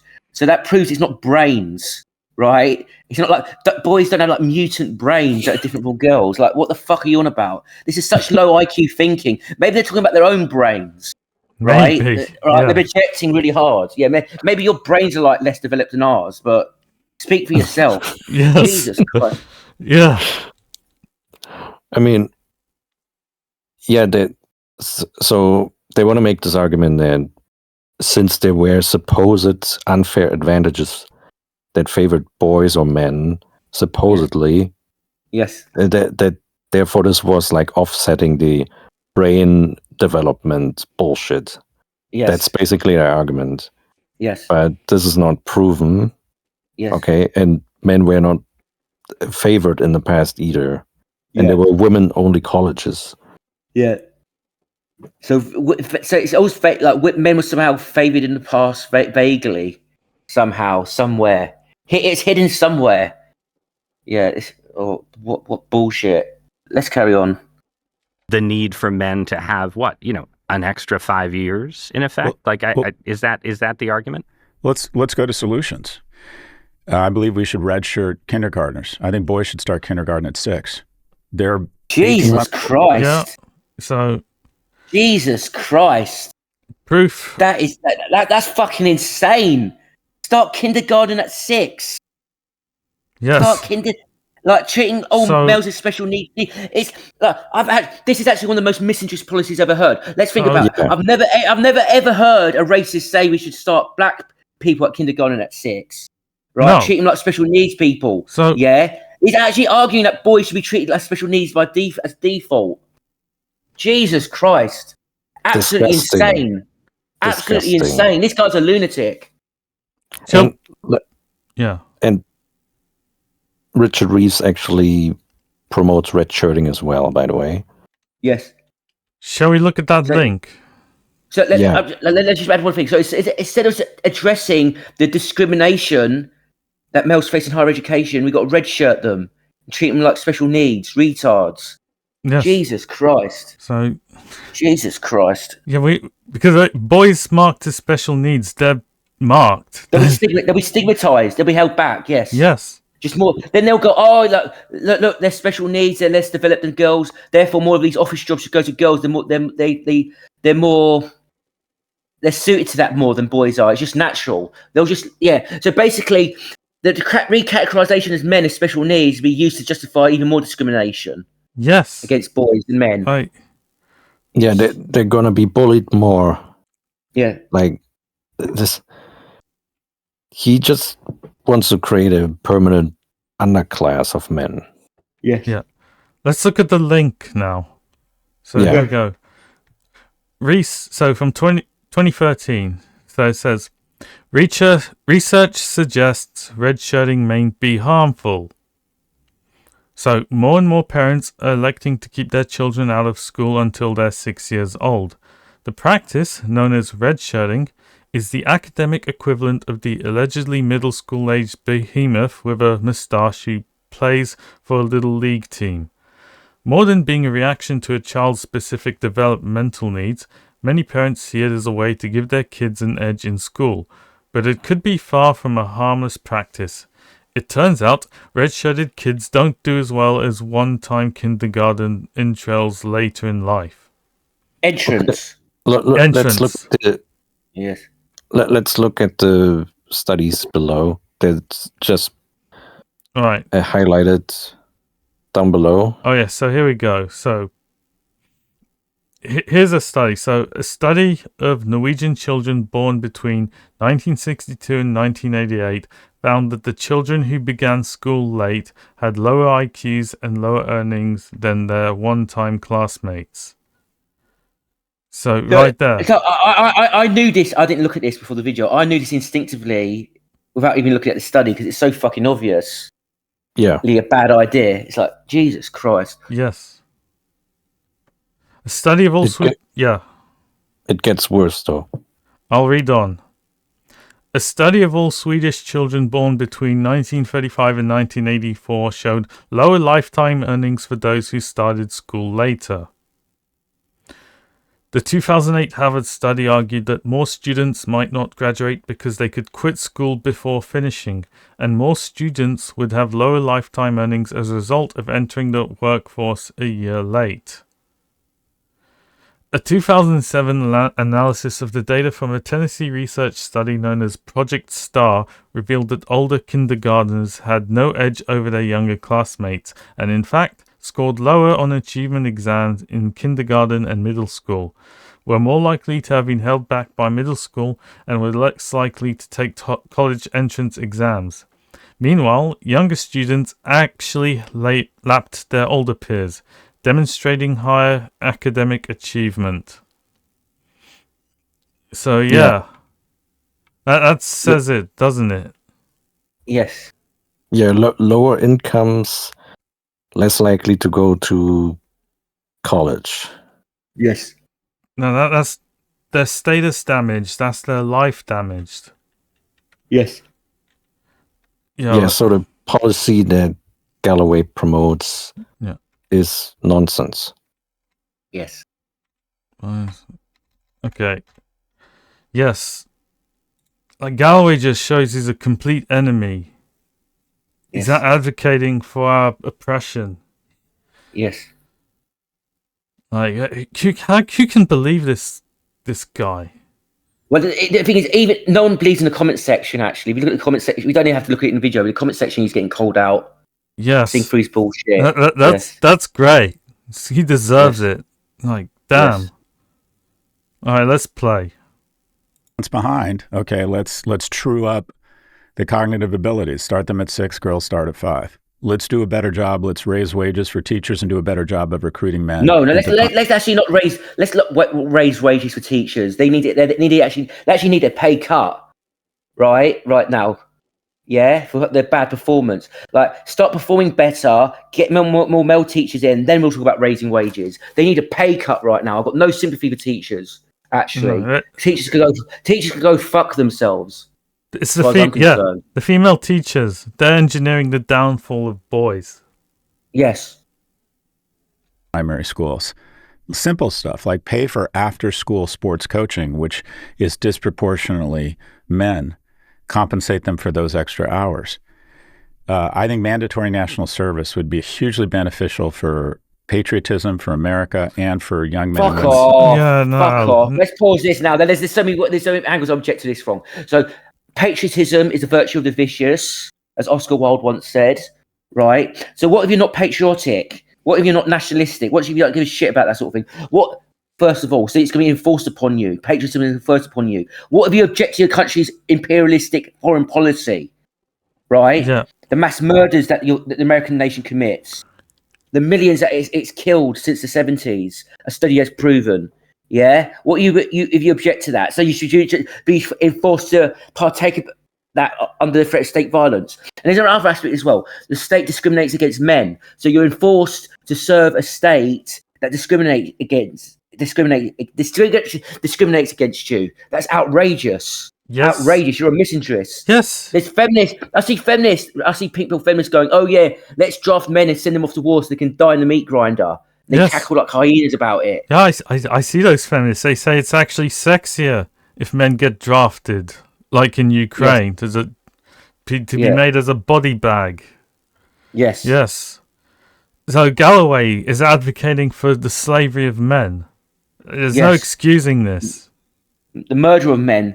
He's advocating, and also even if men don't die in wars, they're forced to partake in something unjust. This is why this guy's not left wing.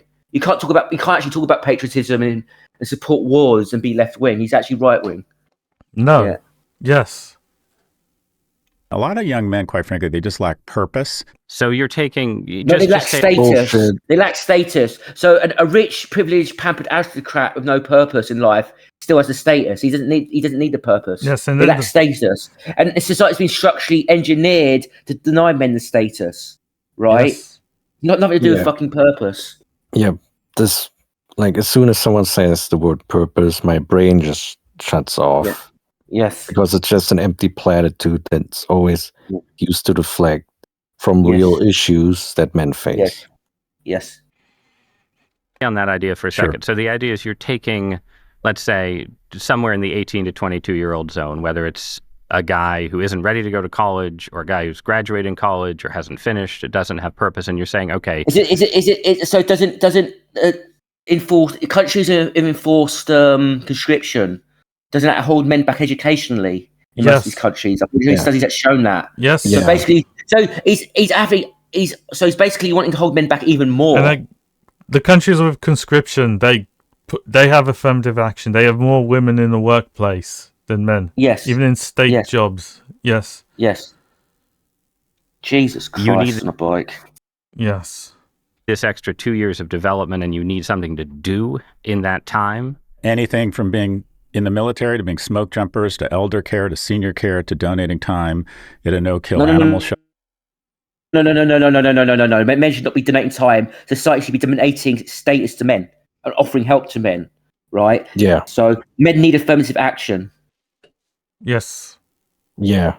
I mean, like, the stuff that he promotes, this would just have men waste their time doing something while they lose out on status. And women would take advantage of it and gain even more status. Yeah. Shelter. I think America needs a lot of talented young people who understand technology to get out there and spend time. That's an non sequitur. That's a non sequitur. So America needs talented young men who understand technology. So why do you want to draft them or send them to elder care? Doesn't make sense. It's gibberish. Yeah. Like when someone's got when someone can just contradicts themselves and it's full of non sequiturs and narrative, distrust it. Just distrust it. Yeah, and also I bet he's like in favor of women quotas in STEM. Yes. That's not helping technology. Yes, it actually holds it back. Actually. So that was the case of Intel. Yes, they spent hundreds of millions of women in tech, and it held them back. Yes, Intel falling behind AMD now. Like Intel CPUs are considered junk, like space heater junk. with AMD, compared to AMD ones. But let's carry on. Americans, I think. But that's it. You just gave a nice gender neutral sounding description, right? But it is if it's the men you're worried about, right? It's I think in your story it's the smoke jumpers, right? Like it's the problem you're trying to solve is more likely to be. So I'm just going. What's a smoke jumper? I'm curious.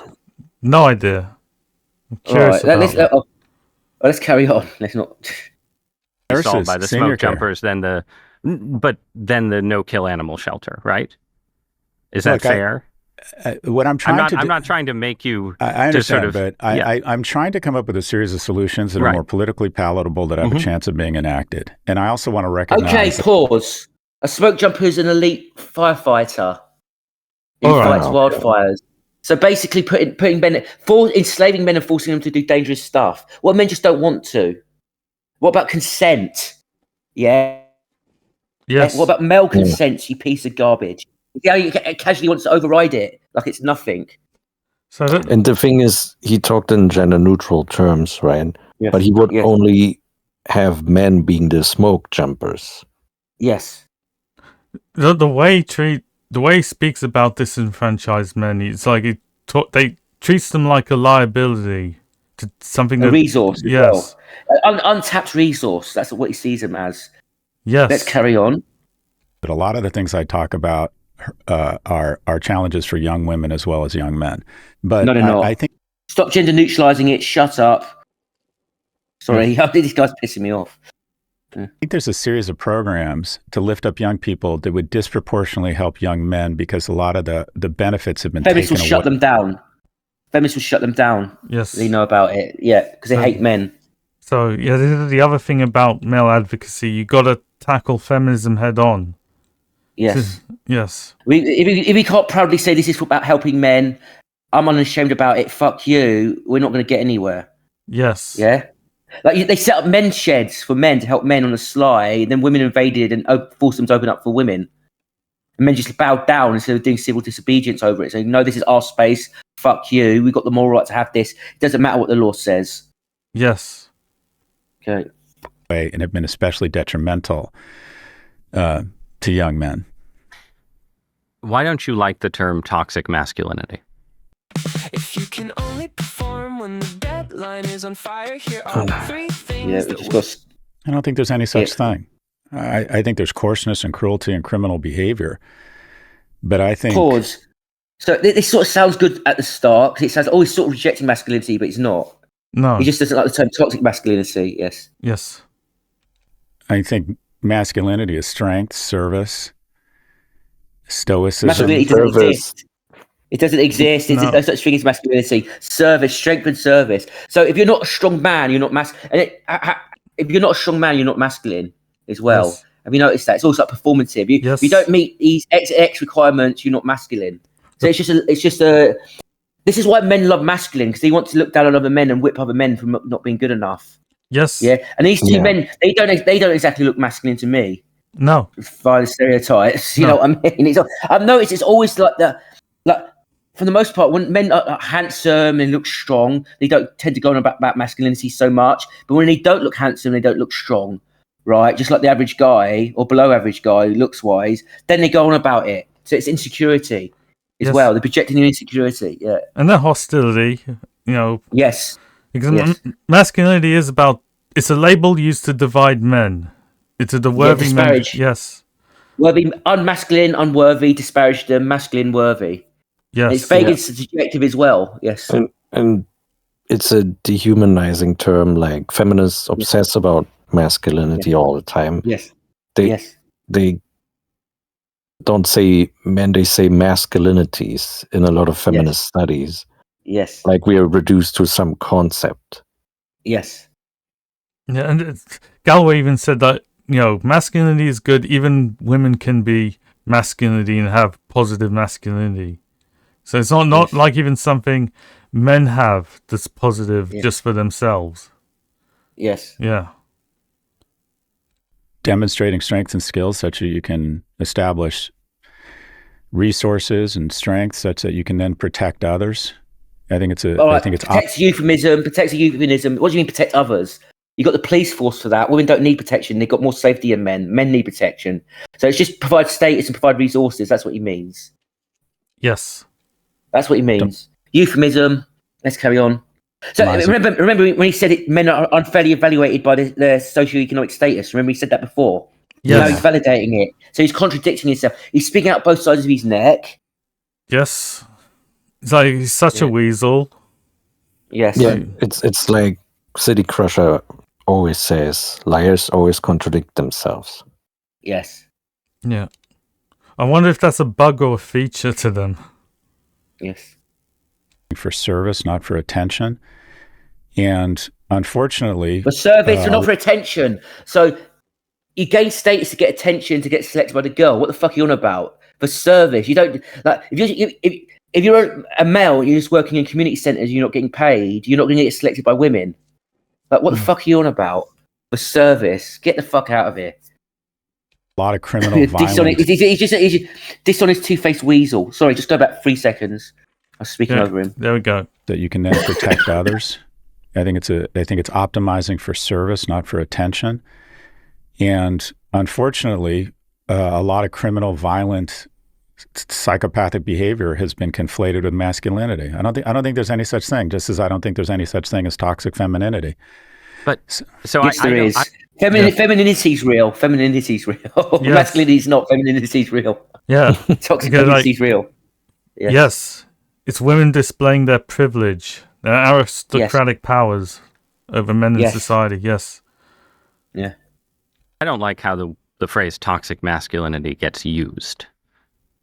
But I think it can be a useful phrase because of what it implies, right? It implies that there are vices that maybe are not exclusive to men, but are disproportionately male. Men are more violent than women and so on, right? No, they're not. No, they're not. No, they're not. No, liar.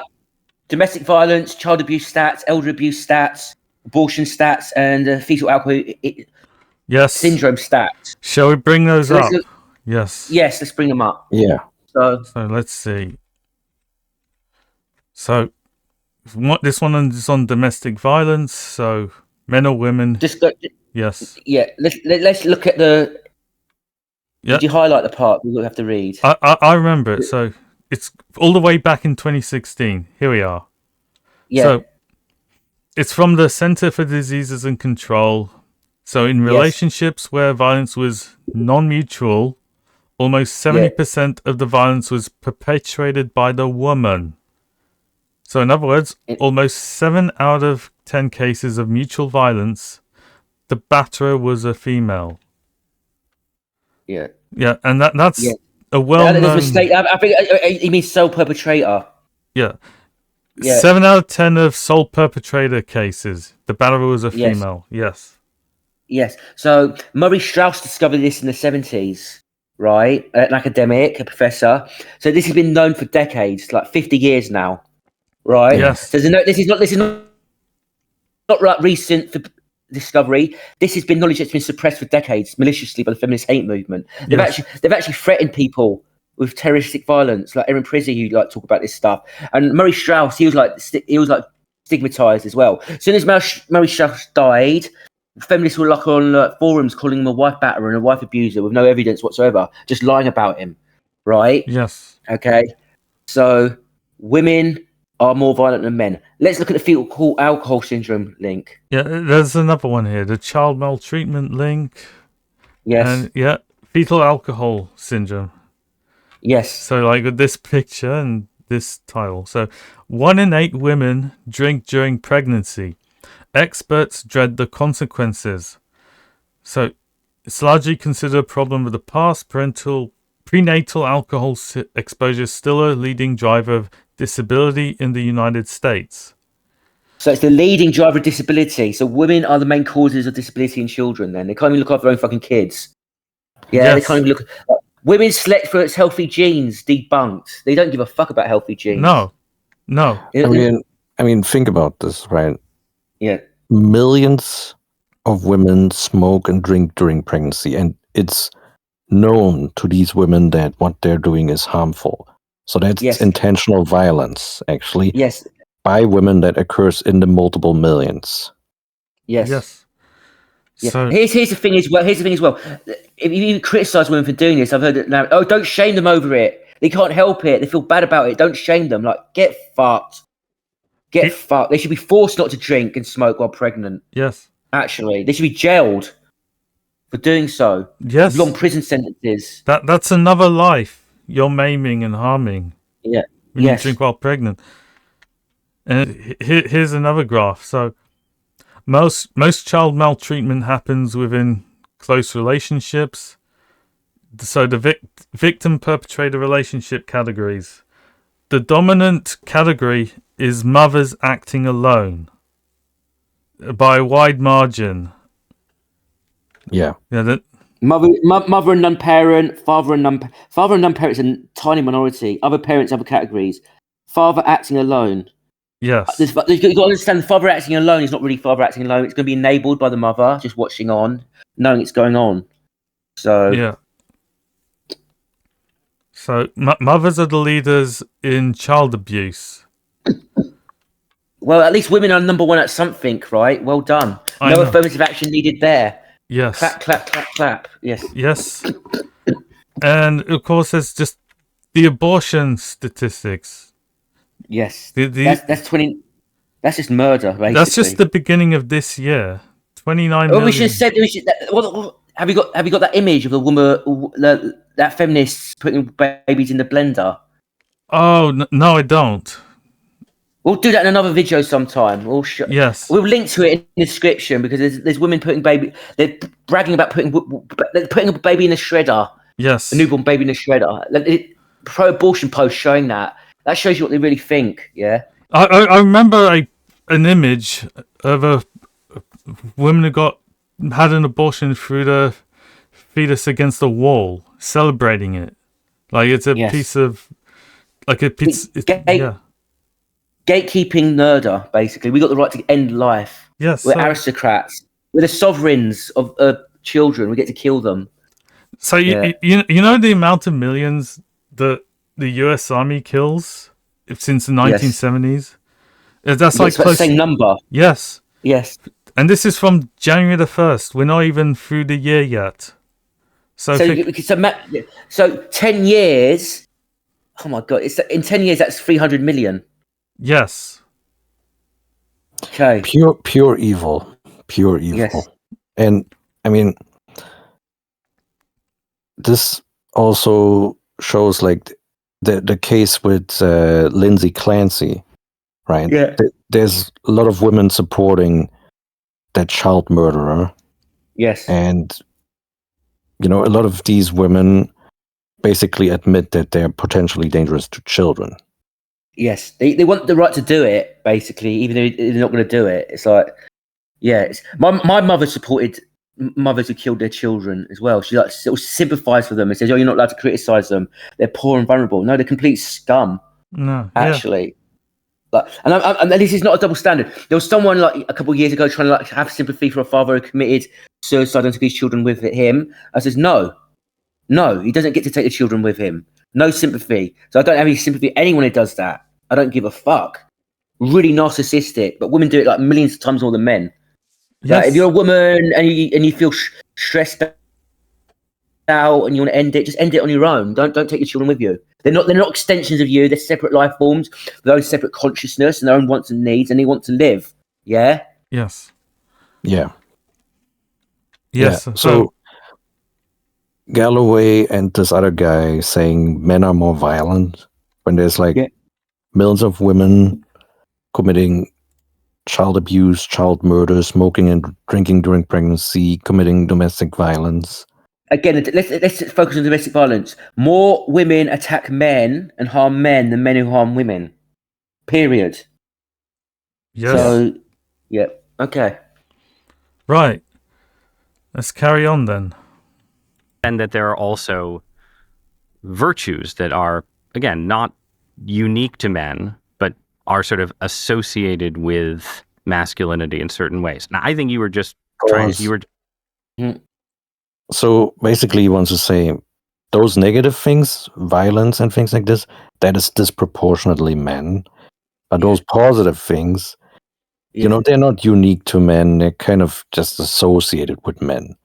Yes, it's a weasel word. They're too scared to say anything definite about this, right? Yeah, but he's basically saying men on the net are negative. That's what he's basically saying. Yes. They're scared to praise men too strongly. Yeah. Yes. Basically, when they talk about positive traits, they're talking about masculinity being harvested for women. Like male energy needs to be harvested for women. It needs to be directed to serve women. If it's not, it's dangerous. I've seen that narrative spread by right wingers a lot. Yes. Just describing some of them, and in the book you have the 3 Ps.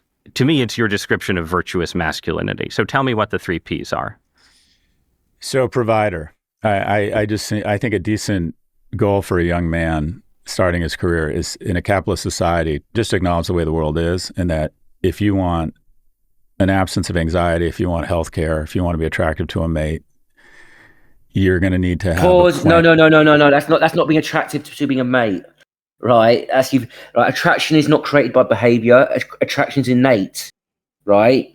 So if you want to signal that you're there to be exploited by a woman, you gain status. That's it. That's the truthful language. It's not being attracted to a mate.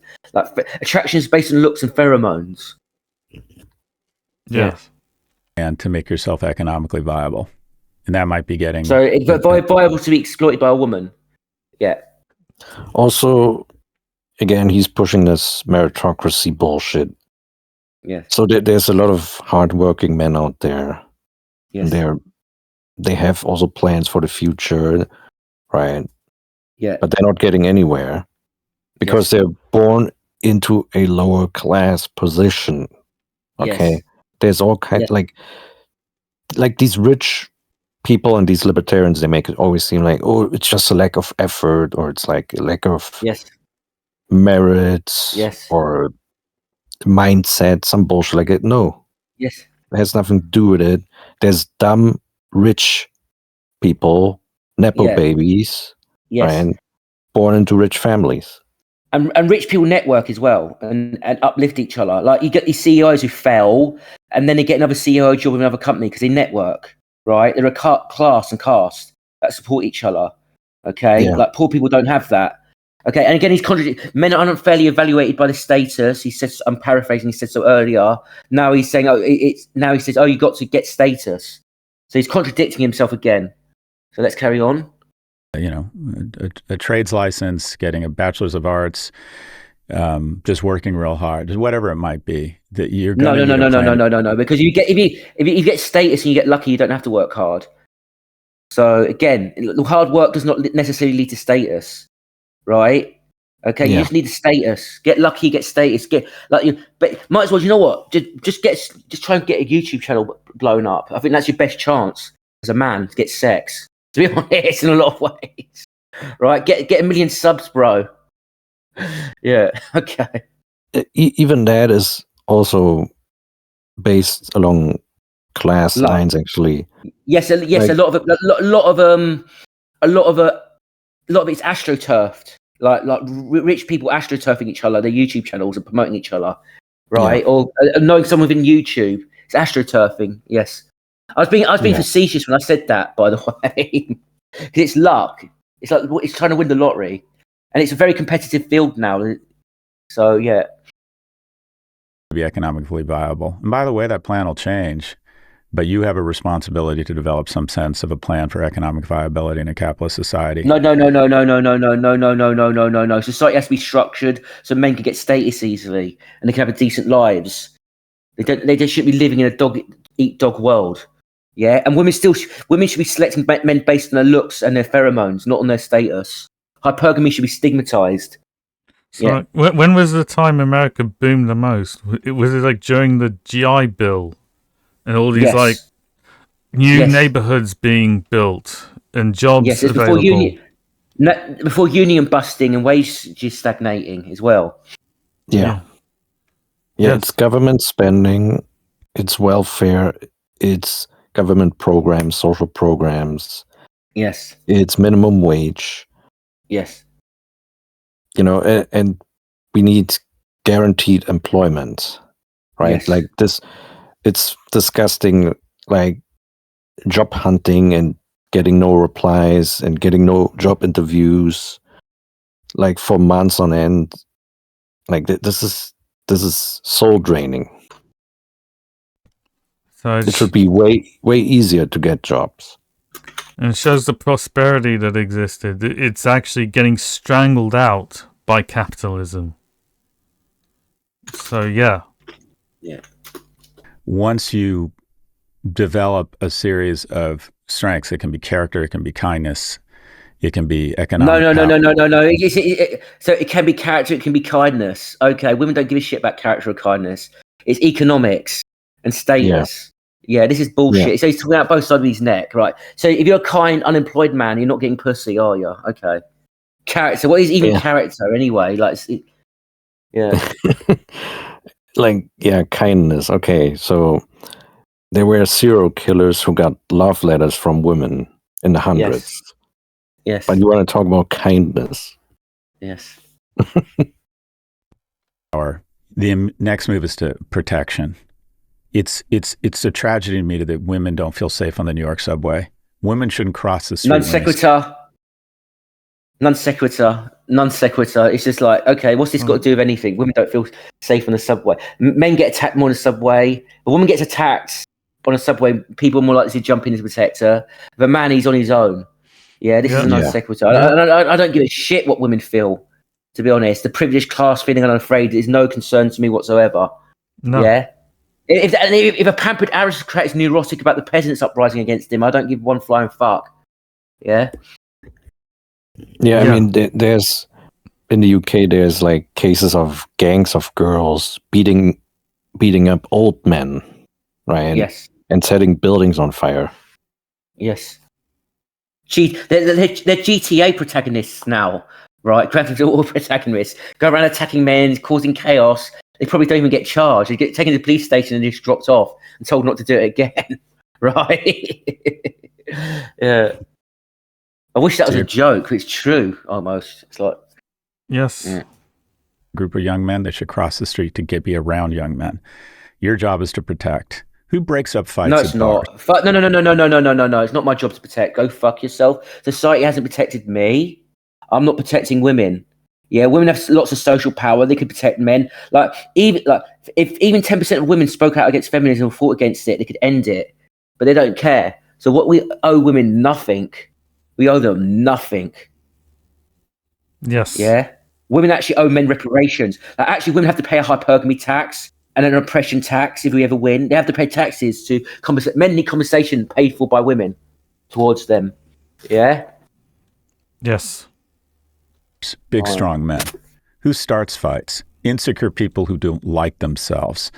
So I think strength. All right. So no. Lots of men like themselves who are sadistic and like starting fights. It's big, strong men who start fights mostly. Small men don't start fights. Yeah. Yes. They're not strong enough to. They're not strong enough to. That's why. Sometimes men start fights with other men in order to impress women, or because they're incited by women. Like there's like one woman and two guys running around, and she just gets them into trouble. Immediately moves to protection. And then the third thing, and I get more pushback on this, is procreation. Not on this show, you won't, Scott. Don't worry. Well, I think we need to. He's pro-abortion, by the way. So he's talking about procreation. It's fucking weird. Yes. Right, let's carry on. Stop demonizing and start celebrating young men's horniness. It makes them better men. It makes them want to shower. No, it doesn't. It makes them want... What the fuck? Makes them want a shower. So when I was a kid, before I hit puberty, I like having baths all the time, right? What's that got to do with sexuality? Like what? He's just getting weird now. Men are dirty. Men are disgusting creatures. Have you noticed, like a lot of racists, they have these like racist stereotypes against blacks as being smelly and stinky and dirty, right? Yes. It's very similar to that. Yes. Dude, you're talking about yourself. You're degrading yourself. Disgusting, man. He's going off the deep end. Yes. He's embarrassing men. It's like, yes. Want to have an economic plan. It makes them want to have girlfriends so they can figure out a way to behave around other women. It makes you What does that even mean? Women civilize men. That's what it means. That's what. So the Saudi princes who run a dictatorship and torture and whip and kill dissidents, right? And you get to have harlems of women. They're civilized by women, right? Jesus Christ. And notice this is the utter bullshit. Yes. It's the feminist narrative too. The men are just savages. They break everything. Just let women get in charge. It's actually a conservative narrative as well. Phyllis Schlafly, she had the women civilized men narrative as well. Like, men are beasts without women. Which is bollocks.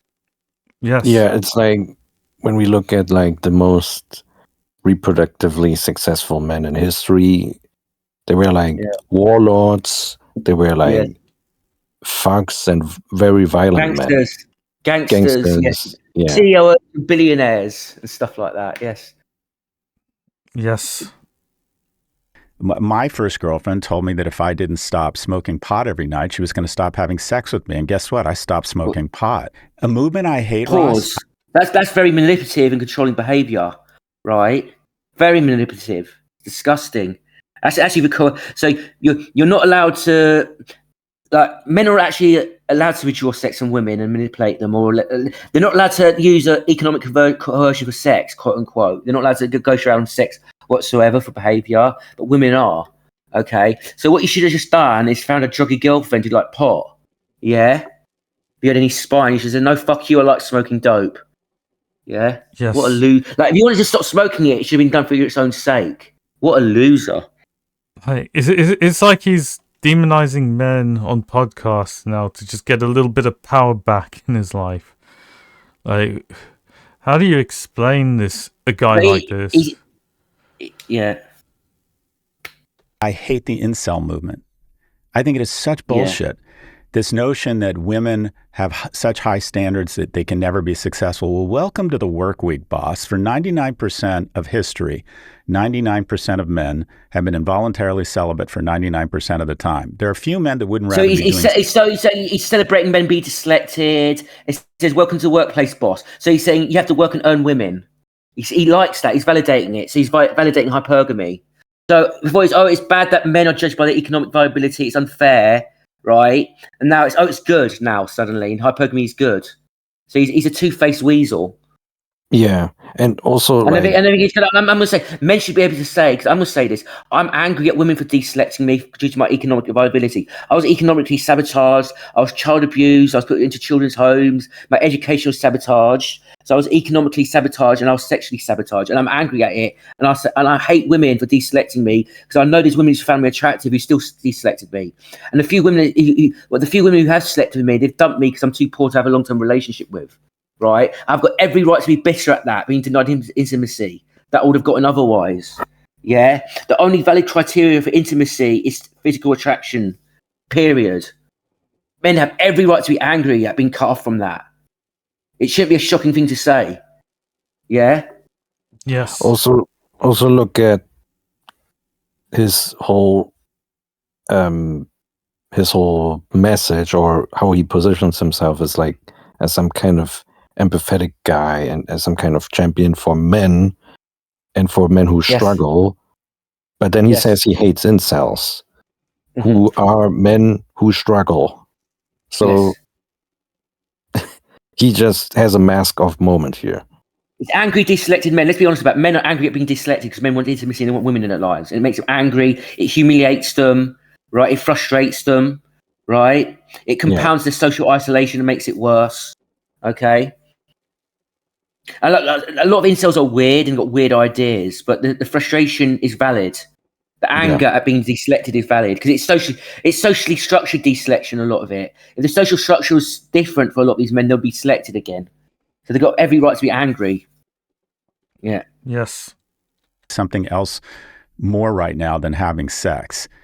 And it's a motivator for us to be better men.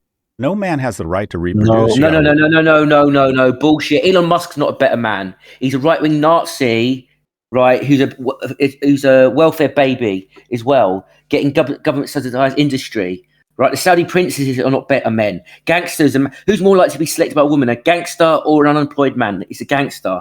The cartel members who chop people up all the time, who've got loads of girlfriends, right, or who have wives, they're not better men. This fallacy that if you're a better man, you get selected. No, you're being economically viable. That's what gets you selected. And men are being structurally discriminated against and pushed out the workplace, so they're not economically viable. Again, they're set up this way. Stop making this a personal issue. Stop applying hyper agency. This is so dishonest. Yeah. Work for it. Yeah. And I hate this movement where men throw up a BS excuse and they abdicate and they stop putting in the time and the effort and the energy to be better men that are more attractive to women who understandably...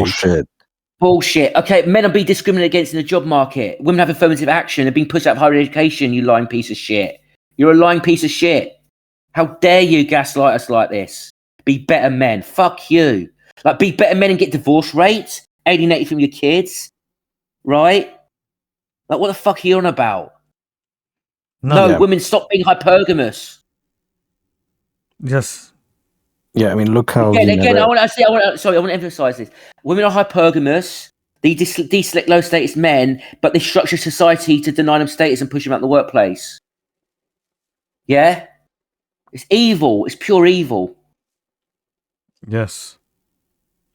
Are raising their standards because they're no longer economically indentured to men, and they're excelling. They're economically indentured. So you're basically admitting that women don't go for men they find attractive. They just go for men with money. Yeah, which should be stigmatized. Like, fuck you. Yeah? Yeah, and raising the standard. Let's see construction on raising standards. So basically, have more money. That's not standards. Like, fuck you. You either find someone physically attractive or you don't. Period. Raising their fucking standards. If you like someone innately, you accept them for who they are. You don't raise your fucking standards. Yeah? Shield, raise your standards. I'm only going to associate with you if you're a millionaire from now on. Right? Can you imagine if I said that? Yeah, and also, women were not indentured economically to men. That's just gibberish. Men were. Men have always been forced to provide for women, even back in the medieval era. Yeah, like and women could work throughout human history. Yes. Okay, and also, here's another contradiction. So basically, men are unfairly judged by the economic viability, but it's good that women are raising their standards and judging by the economic viability. Again, more two-faced bullshit. Okay, just admit it that you're glad that men are judged by the economic viability, and that's how you want men judged by. Just be consistent in your worldview, even if it's toxic. Yeah, is that too much to ask? Yes, it is. Yes. We can also look at the source on hiring bias against men. Yes, let's get that. Let's do that. So let's see. So it's this article here. So the in-group gender bias in hiring, real-world evidence. Is there a bit we skipped through? So here we just look at the highlights. So yes, we investigate. Let's look at abstract.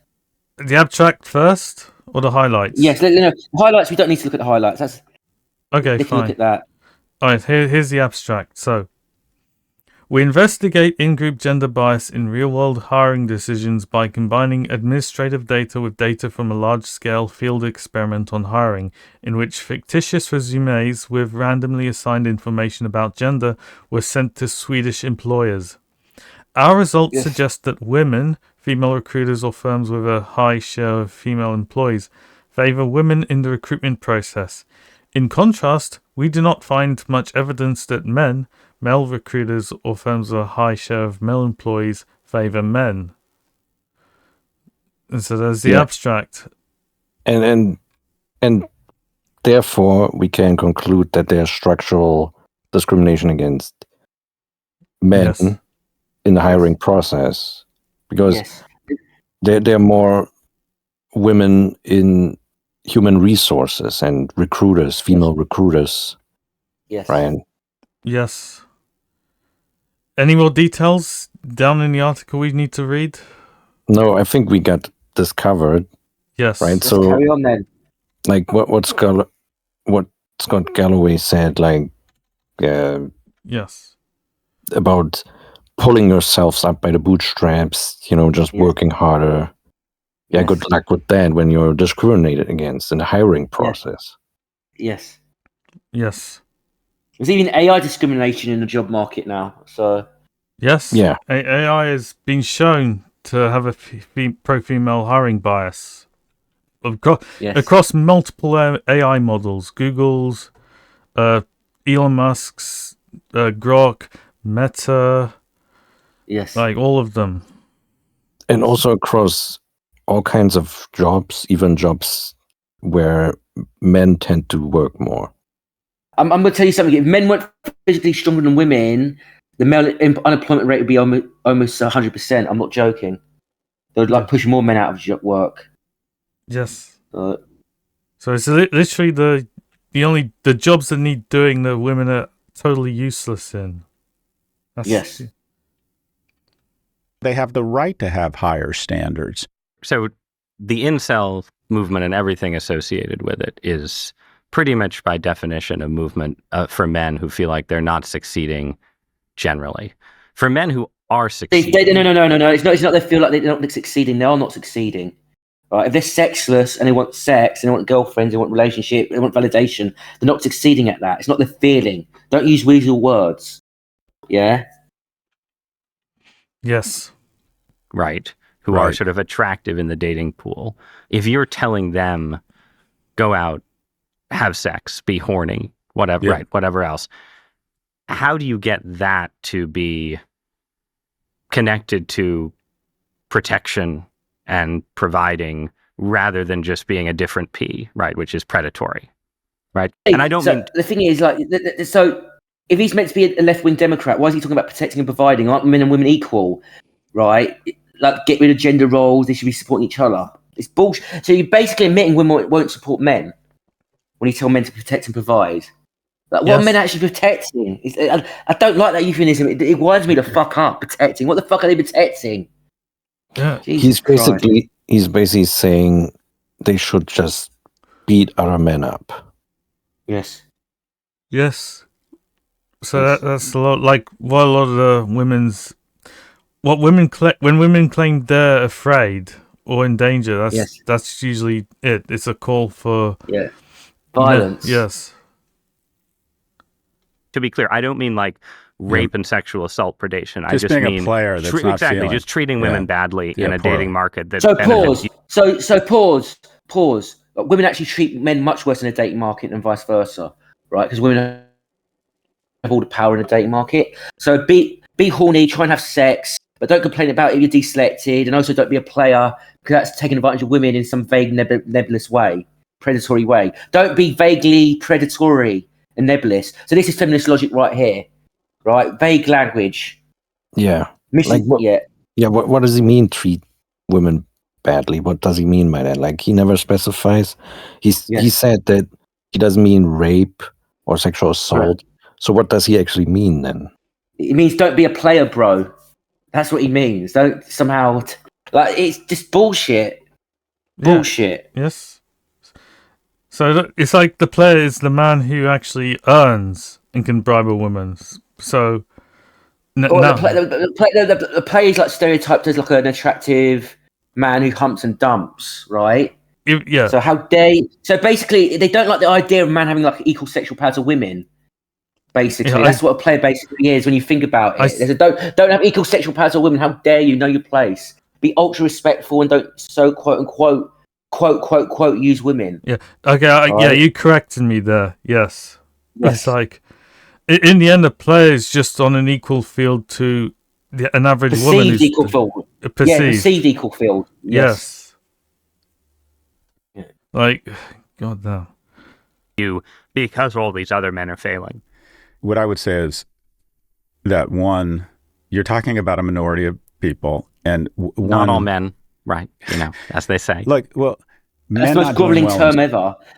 Actually, the not all men thing is when you go not all men, the feminists go not all men, but all the men who say not all men. So they say, how dare you say not all men and try not to let yourself be stigmatized? That means you're a threat for even saying that. So that term has to be rejected. Yes. Struggling with their career or their romantic possibilities, I think that applies to 95% of men at some point in their life. I know it applied to me for a large portion of my life. I don't know about you, but there's definitely moments in my life where I was insecure about my professional and romantic success and opportunities. Never true for me, Scott. Never. No. Not even not once. you, Ross. Never. But what I would suggest is that we need more third places. Men aren't going into work. People aren't going to church or to temple or to mosque. There are no venues anymore for young people to fall in love with what I'll call non-curb appeal, non-Brad Pitt remarkable men. If you talk to couples that have been together longer than 30 years, 80% of them so basically, he's gibbering on. So basically, be economically viable, but we need places for people to fall in love. Like, what the fuck is he even on about? Gibberish. It's just non sequitur. So, okay, just focus on economic viability if you want to be consistent. Like, what third place? Like, if women don't find men economically viable, setting up places for them is irrelevant. Anyway, the women just won't go there, or if they go there, it'll exclude men. Yeah. So, yeah, notice the billionaires. They get to have all their places and socialize. Yes. So it's economics. It goes back to men's earnings. Yes. One was much more interested in the other in the beginning, and it was usually the man who was much more interested. But this is what happened. I saw the way he treated his parents at church. He was funny. I liked his friends. He was great at his job. So I think that the problem around mating... So all we have to say is he's great at his job, right? So all the other ones are bullshit. Basically, he treated his parents nice. Like, what? A woman's not going to select a man over that. All right, carry on. Connection and falling in love. There's very few romances that mimic a romantic comedy where they bump into each other in a bookstore and there's this wild gaze into each other's eyes. It usually doesn't pan out that way. Listen, I spent hours, weeks hanging out in bookstores waiting for Roberts. that to happen. Now, I was in the fantasy and science fiction section, so maybe I had chosen poorly. But yes, I agree.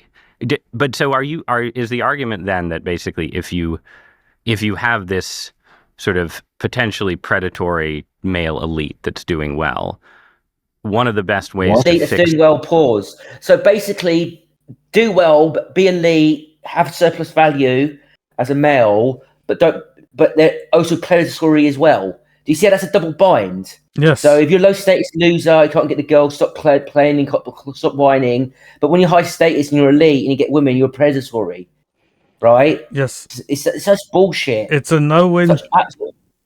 It's a no-win situation for men that they're advocating. Fucking nonsense. That problem is to elevate the rest of the male population so they feel more pressure to be good guys? I think you're talking about a small slice of the dating market because the incentive system is the following. There's research on what attracts a woman to a man as a mate or sexually. The number one thing, we don't like to talk about this, is signaling resources. Women naturally feel they might be vulnerable during gestation. They want to protect her. And in a capitalist society, strength oftentimes is conflated with resources. Now, the good news is you don't have to show up with a Range Rover and a Panerai, which is a good rap, but the key word in that is signal resources. So are you the guy that has a plan, that leaves the bar at 11 because you have work the next day, is organized, is thoughtful, disciplined, has a plan, trying to better himself? Status. So why is discipline got to be like... Discipline might help you get status, but you got status without being disciplined. You were born into it. You don't need to be disciplined. Yes. Yeah, so this is just beating around the bush bullshit. But if you're disciplined, you're low status, you're not getting anywhere. You're still deselected. Yes. So let's not beat around the fucking bush. Yeah, there's millions of men being disciplined, showing up at their work on time, and they're still low status for years on end. They're living paycheck to paycheck. So he was finally honest in saying that you need resources as a man for women to be interested in you. But notice the positive spin. Oh, it's because women have a gestation period, so it's justifiable. It's non sequitur. It's biological reductionism. Yes. And you think women have a gestation period, they have abortions, they don't even breed at replacement rates, but it's justifiable. Like, what the fuck are you on about? Women who get enough resources, they just prefer not to get pregnant. Yes. Yes. It's like... What happened? the capitalist countries where also feminism thrives, they have lower birth rates precisely because the women postpone their reproductive years and they're sitting in the universities to get to a higher status man, right? Yes. So that it shows you this has jack shit to do with like women wanting to start families, and they are sort of economically in need because they want to take care of the kids or something. No, they want the wealth and luxuries for themselves, actually. Yes. Yeah. That is very attractive to women. Number two is it's not intelligence. attractive. It gets you into the social circles. That's not how attraction works. You can't create attraction by behavior. Yes. And again, all of this is anthropological. The person who makes better decisions for his family, that family is more likely to survive. And the fastest way, by the way, to communicate intelligence is humor. And you can't tell someone to be funny, but what I tell men is laugh out loud. A great sense of humor is being funny, but that's hard. Bullshit. A low status man can tell all kinds of jokes. Women will find it cringe. But if a high status man tells the same joke, women will find it funny. Yes. Yes. So this is bullshit. This is nonsense. Basically, just have a sense of humor, bro. It's just like fuck off. Humor from a poor, desperate man is just seen as a sign of desperation. Yes. Yeah, it's seen as cringe and creepy even. Yes. But it's also just laughing out loud and laughing at yourself and not being easily offended. And the secret don't have any self-regard then. Not being so easily offended. Just know your place. Like, get bent. Yes. Yeah. That women are most attracted to in a relationship is kindness. They want someone they know. Whatever. What? Okay, that's why did Anne Hathaway date a con artist when she didn't even need to? She dated him knowing he was a con artist. She got off on the fact that he was ripping off other men. Why do women like criminals and serial killers and murderers? Yeah. Vulnerable is going to be good to them. And I think young men, and I think it can be learned. I think a kindness practice can make you kinder. Whose job is it? Oh, kindness practice. Yeah, because men were just going around randomly being mean to women for no reason, right? Shouting at them and punching them and mocking them, right? Jesus Christ, this is such nonsense. Men suck up to women all the bloody time. Yes. Jesus Christ. Get on with it, man. To teach them. Who is teaching young men the 3 Ps that you describe? So what's the infrastructure for healthy masculinity, productive masculinity, and loving, secure Productive masculinity, yes. Productive masculinity. Men are just objects. Performative objects. Yes. We're not. Who's raising men, by the way? He's asking that question. Single mothers. There. Question answered. Households and good men. Well, where does it come from, especially in a society where there's lots of divorce, lots of men are raised without fathers? Like, where does it come from for someone who's in the position you were in, right? Divorced, your father's not in the picture. How do you transmit? Well, you said it. It comes from you and me, Ross. If you look I was afraid of that. Yeah. If you look at the bricks and mortar of what builds good men or not, it can be reverse engineered to a single point of failure. I just want to talk about something. There should be no conversation about good men. Oppressed groups should not be, we're good. No, men are oppressed. How do we stop oppressing them, abusing them? That's the only conversation that should be going on. Like, all this talk about male identity and masculinity is a derailment from the core issue. Yes. Right? It's controlled opposition speak. It's speech from the fake MRM as well. Yes. It's full of tradcons. Yes, it's a sign of false consciousness when you use that language. Yes. Also, what he means by good men is men who are servants to women. Yes. When air disasters, they try and reverse everything to what is the single point of failure here? The single point of failure for when a boy comes off the tracks is when he loses a male role model through death, divorce, or abandonment. And the moment a boy loses a male role model, at that moment, he becomes more likely to be incarcerated than graduate from college. And what's interesting is that girls in single-parent homes aren't nearly as affected. They have similar rates of high school graduation, similar rates. Pause. There's no prison to pipeline for girls, and girls don't need status like men do. That's why. So let's carry on. That's been answered. Of self-harm. Now, they're more promiscuous because they're looking for male attention in the wrong places, but generally speaking, they have the same rates of success. So women giving action to men, intimacy to men is bad. That's what he's basically saying, right? So it's contradiction as well. So basically be horny, have sex with women, right? Because it civilizes you, it incentivizes you to perform well as a man. But women who sleep around are looking for male attention in the wrong places. You see how contradictory he is all the time. Extremely bad faith. Yeah.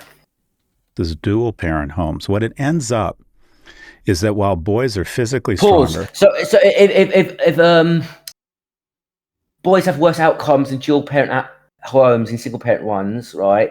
That must mean mothers are neglecting them and abusing them more, right? It doesn't say the obvious thing. They just think it's sort of bad that this happens to them. Like they're missing out on fathers and missing out on having two parents. No, the main issue is that single mothers are more abusive and neglectful. Just say it. Have the guts to say it. You don't have the guts to say it, do you, Galloway? Obviously not. Yeah. They're emotionally and neurologically much weaker than girls. And even acknowledging that boys... It's more gender realism, quote unquote. Yes. So, racists have race realism. This is what misandrists have.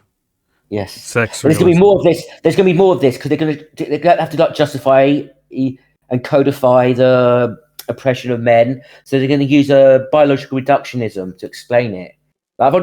Men die more in the workplace because men are more clumsy. I've actually been told that in real life by a woman, right? They'll just come up with all sorts of excuses. Yeah, because they hate... Just shows they hate men. Not... Yes. And I want to protect their position in society as the privileged caste. The privileged use violence and get very aggressive. Structural, physical violence, but they mostly use structural violence because the powers are enacted. They'll use structural violence to protect their privilege. Yes. Need men 5 years ago was triggering for the far left. It was what? Women can't raise boys? I was raised by a single immigrant mother. Yeah, women can't raise boys. Women can't raise boys. They're proven failures. They can't raise boys. They're triggered by that. They don't give a fuck about children.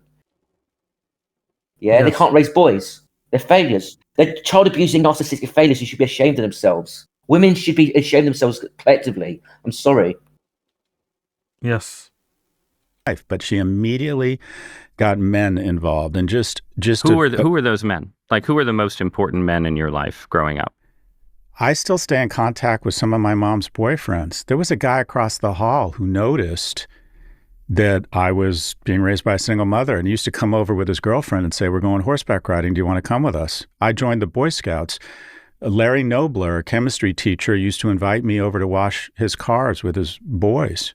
Immediately there were men involved. And unfortunately, because of, I don't know if it's Michael Jackson or the Catholic Church, there's a lot of men in their 30s who are wonderful young men who have paternal and fraternal love to give and are reticent to express interest in mentoring a teen boy for fear they'll be suspected of something. And so they're reticent. It's all about pedo smearing. Yes.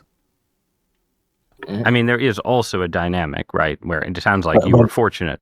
But he's not going to mention the culprit behind that. It's all vagueness. It's talking like some sort of natural disaster coming from nowhere.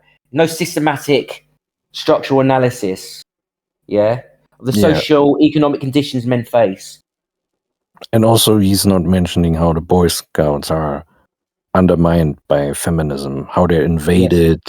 Yes. But where, boys with single mothers, the boyfriends do not always treat those boys well, right? Like there are Okay. So why if studies show that most child abuse is done by women, single mothers, why you bring up the boyfriends? See, he's dirtying the waters. here. Yes. Poisoning the wells. He's like a feminist. He's meant to be right-wing conservative, but he's a feminist. He's a feminist in his worldview. Yeah, just trying to insinuate it's the men influencing the violence. So it goes back to blaming men. Yes. Like, we need to be making women accountable for their violence. It's like... Yes. To boys from non-parental male mentors that aren't just about sexual abuse. Well, the likely sexual abuser is a step parent, right? So, but what I would say, no. The likely sexual abuser is the mother. Yeah, we showed that graph. So you can get bent with that lie. Yes, and the thing is, female sexual abuse is underreported as well. So. Yes, it's underreported, understudied, under-prosecuted, under-arrested. Under-detected as well. Under-detected, yeah. While those examples get a lot of, as they should, outsized attention, there's a lot of good stepdads. It just comes down, the base, beyond the economic policies, primary education fixes, vocational programming, national service, the number one solve national for this service. problem. No national service. Enslavement. Yeah, you first. Yes. We need to get 60-year-old men on the front lines like you. Right? Yes. You can still eat the bullet. Yes. Yeah. Come on. You know this is your belief. If it makes good masculine men, you offer yourself. Yes. Is that if we want better men, we have to be better men. I think the outer ring of masculinity... So all this talk about like males face disadvantage, blah blah blah, and I was talking about men needing to be better men, basically. Right? No other oppressed group gets talked about like this. Being better slaves. Disgusting. Yes. Identity is to get involved in the life of a child that isn't yours. One more question. Okay, so let's say let's say we get involved in the life of the child that's not ours. How's that going to stop them being oppressed systematically, being downmarked at school, being circumcised, right? Being drafted against their will, being discriminated in the workplace, right? How is that going to stop that? You pillock. How? You're chatting irrelevant bullshit. It's just feel-good platitudes. That's all you're spewing. Yeah, he's like pathologizing men, basically. He's saying men just lack confidence and they lack purpose and they lack meaning and blah, blah, blah, blah, blah. It's all just distractions. Mm-hmm. Yes. Politics and your own relationship to liberalism and progressivism. And then I have just couple economic questions. But on politics, like, I'm a conservative. If you tell me that we need to teach young men that they should be providers, protectors, and that they should procreate, I'm all in. But I know lots of people. I mean, they're saying this as if this was some new revolutionary insight. Men have been taught these kinds of things for millennia. Fucking millennia. It hasn't changed shit. Feminists still want protectors and providers as well. But you see them talk honestly. They want high status men. Men without jobs are losers. Yeah, they can go. This is fucking. Let's carry on. Jesus and feminists are pro alimony. Yes. So, I was about to say, what about parental alienation and child support? So basically, procreate, but you face like big risks doing so. You can get enslaved and destroyed. Okay. Right. I mean, there's just nothing innovative about right-wing thinking. It's divorced from reality and divorced from risk as well. So they don't even talk about incentivizing it or removing the risks away from it. Right? You're just meant to do it. So this analysis, their conversation, it's not even analysis. This conversation is completely contextless from material reality. So therefore, it's useless. So it's just telling men who are suffering, just suck it up. Yes, but this is not. It's not even good advice for men who have status. Because you can destroy your status if you follow the lead. Procreate, okay. You'll be on child support then. Yes.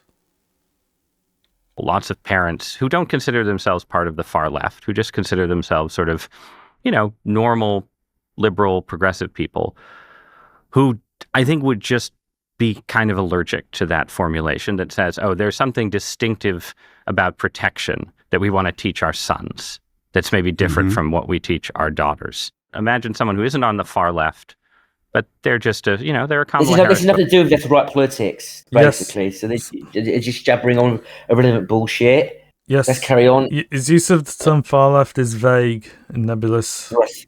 Yes. They're like, really? Isn't that just bringing back patriarchy, Scott? No, I think patriarchy doesn't exist. So let's carry. Again, he says it's a fair point. So he's a loser again, conceding to the enemy. But he is the enemy himself, or whatever. And it's also incoherent. Like, he's saying like teaching boys that they should protect women or something. Yeah. That is like patriarchy, which is defined as rule of the father or rule by men and like advantage men. Yes, the feminist definition is rule by men, right? Social systems set up by men to benefit men at the cost of women. That's the feminist definition. That's the only one that matters, right? Yeah. Okay. And, how does this compute with men protecting women? Yeah. This doesn't make any sense. Yeah. For criticism, I think one of the things I got wrong in the book was that I reverse engineered my success to having money and finding a mate. And the reality is that isn't a whole shooting match. And if I could write about the moment you write the book, you're like satisfied for 2 minutes, and then you start thinking about everything you got wrong. And social media is really good at helping you identify those things. I think if I were to add in some additional dimensions, it would be 1, service, and 2, I love the idea. So basically, this obsession with service is basically about controlling men, right? Controlling the actions. That's a massive red flag. It's very high social dominance orientated behavior, right? Men have got to do this, men have got to do that. They've got to know their place, got to do this and do that. Shut up and not complain. Okay, get bent. Yeah. The notion that Richard Reeves, the test of becoming a man isn't a religious ceremony or a birthday. It's surplus value. At what point? Okay, so surplus value, degrading, dehumanizing term. Like that sounds surplus value. Like the employers extract surplus value from the employees, right? So men are meant to be employees to women, getting their surplus value extracted by them. Yeah, like this should be. If women loved men for who they are, this should be completely irrelevant. Women have actually more privileged access to the job market over men. They don't need surplus value, right? Yes. So by logic, women should be giving value to men if they're getting more employed. Yes. Or they should be at least pooling their resources together. Yes. Create more economic value or tax revenue than you absorb. Are you the dude that more people complain to than men already pay more taxes? Yes. Than women, substantially more, and women receive the majority of government, like tax-funded government programs and all kinds of other tax-paid benefits, right? More health funding and welfare programs and things like this. So, and even stuff that in theory benefits both genders, like having courts, having police, having infrastructure, women actually benefit from those kinds of things even more, because the police and the criminal justice system focuses mainly on men and benefits women, or is biased in favor of women. So you can see like the whole tax structure is benefiting women more, but men pay more into it. Yes. So what is he talking about? Yes. Yeah. You issue complaints. Do you love more people than love you? Do you protect more people than protect?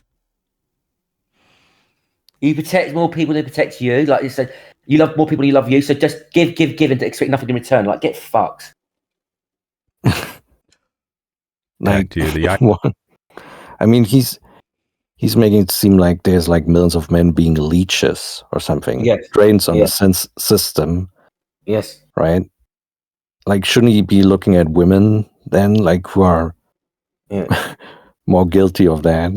And how is this going to get men selected anyway for romance? It's gibberish. Yeah. Just say, look. Just be consistent and say, get a better job, up your status, and you can't do that. You're going to be deselected. Just say that. He can't, can he? No. Yeah. Too blunt. So he basically admits it. He basically says it, and then he backtracks into weird, fucking fucked up platitudes. Yeah, Mr. Pink, you did a quick video. You just said, you just need to up your status, get a job. Yes. Very simple. Yes. Well, it's not simple. It's simple in theory, but it's not simple in practice. Yeah, not in practice, but the theory, yes. Yes. Let's carry on. Idea of getting to surplus value. And it doesn't necessarily mean you have to be the CEO of Goldman Sachs or be a baller and have a lot of money or date a lot or have a lot of sex. I think if I did it again, I would have focused more on service and surplus value.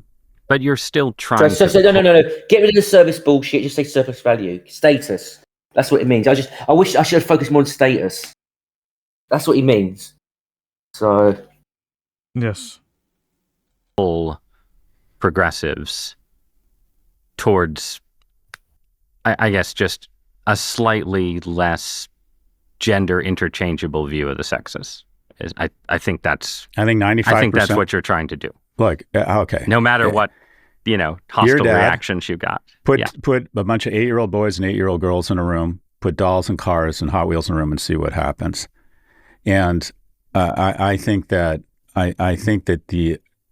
you're talking about politics. I've advised a lot of Democratic candidates running for president. They all claim they're not running for president, but they want my views. Anyways, I think there needs to be an era of renewal, a renewal of alliances between America and Europe, a renewal of alliances between moderate Republicans and Democrats. But the greatest alliance in history that is in most desperate need of renewal is the alliance between men and women. And I have 7.5 billion. So I want a renewal of an alliance between America and Europe. So NATO, just use Europe as a disposable condom against Russia, right? Get them into the war against Russia. Renew alliance between moderate and Democrats and Republicans. The one-party system, there's no difference between them, right? Okay, he's basically admitted that. And renew alliance between men and women. There was never an alliance between men and women. No. Men were the proletariat, women were the bourgeoisie. That's not an alliance. No. Okay. And that's the history of the relationship as well. Yes. And points of data to show it's the greatest alliance in history. The genders have done a great job. No. What do you mean? It's like, what? Doesn't even mean anything. Can't be the greatest alliance in history if such alliance didn't exist. Yeah, it's like men and women exist. They procreate. They happen to exist. So whatever happens has happened. It's circular. Is it circular logic? What type of logic is that? I don't understand what fallacy is. What's the name of that fallacy? So it's happened. I don't get that. So men and women exist. We live in a modern world. That's thanks to men and women exist. I don't get it. I just don't get this thought process of that. It's so retarded. It's like very similar to this is civilization. We got the modern society due to Judeo-Christian values. It's thanks to that. It doesn't mean anything. Oh my God, I'm sorry. I don't know You go first. Yeah, you do, Shield. Okay. Yeah, I was just gonna bring up the example of the 10 years doctrine to show that the alliance throughout history between men and women is a bad joke. Like, women given preferential treatment when it comes to the custody of children and fathers being discriminated against throughout history. That is not an alliance. It's hostility. Women have used relationships to be hostile to men, which has to stop, actually. So what there existed was a class struggle, but the thing is, men haven't struggled against women. Yes. Yes. So one-way ass kicking, yes. Yes. All right, let's carry on. Carried us a long way so far. Yeah. The genders have each done a great job of blaming the other for their own problems. No. Get fucked. There's no two-way gender roles, no two-way blaming, right? Go fuck yourself. Yeah. This both sides and bullshit. What a cop out.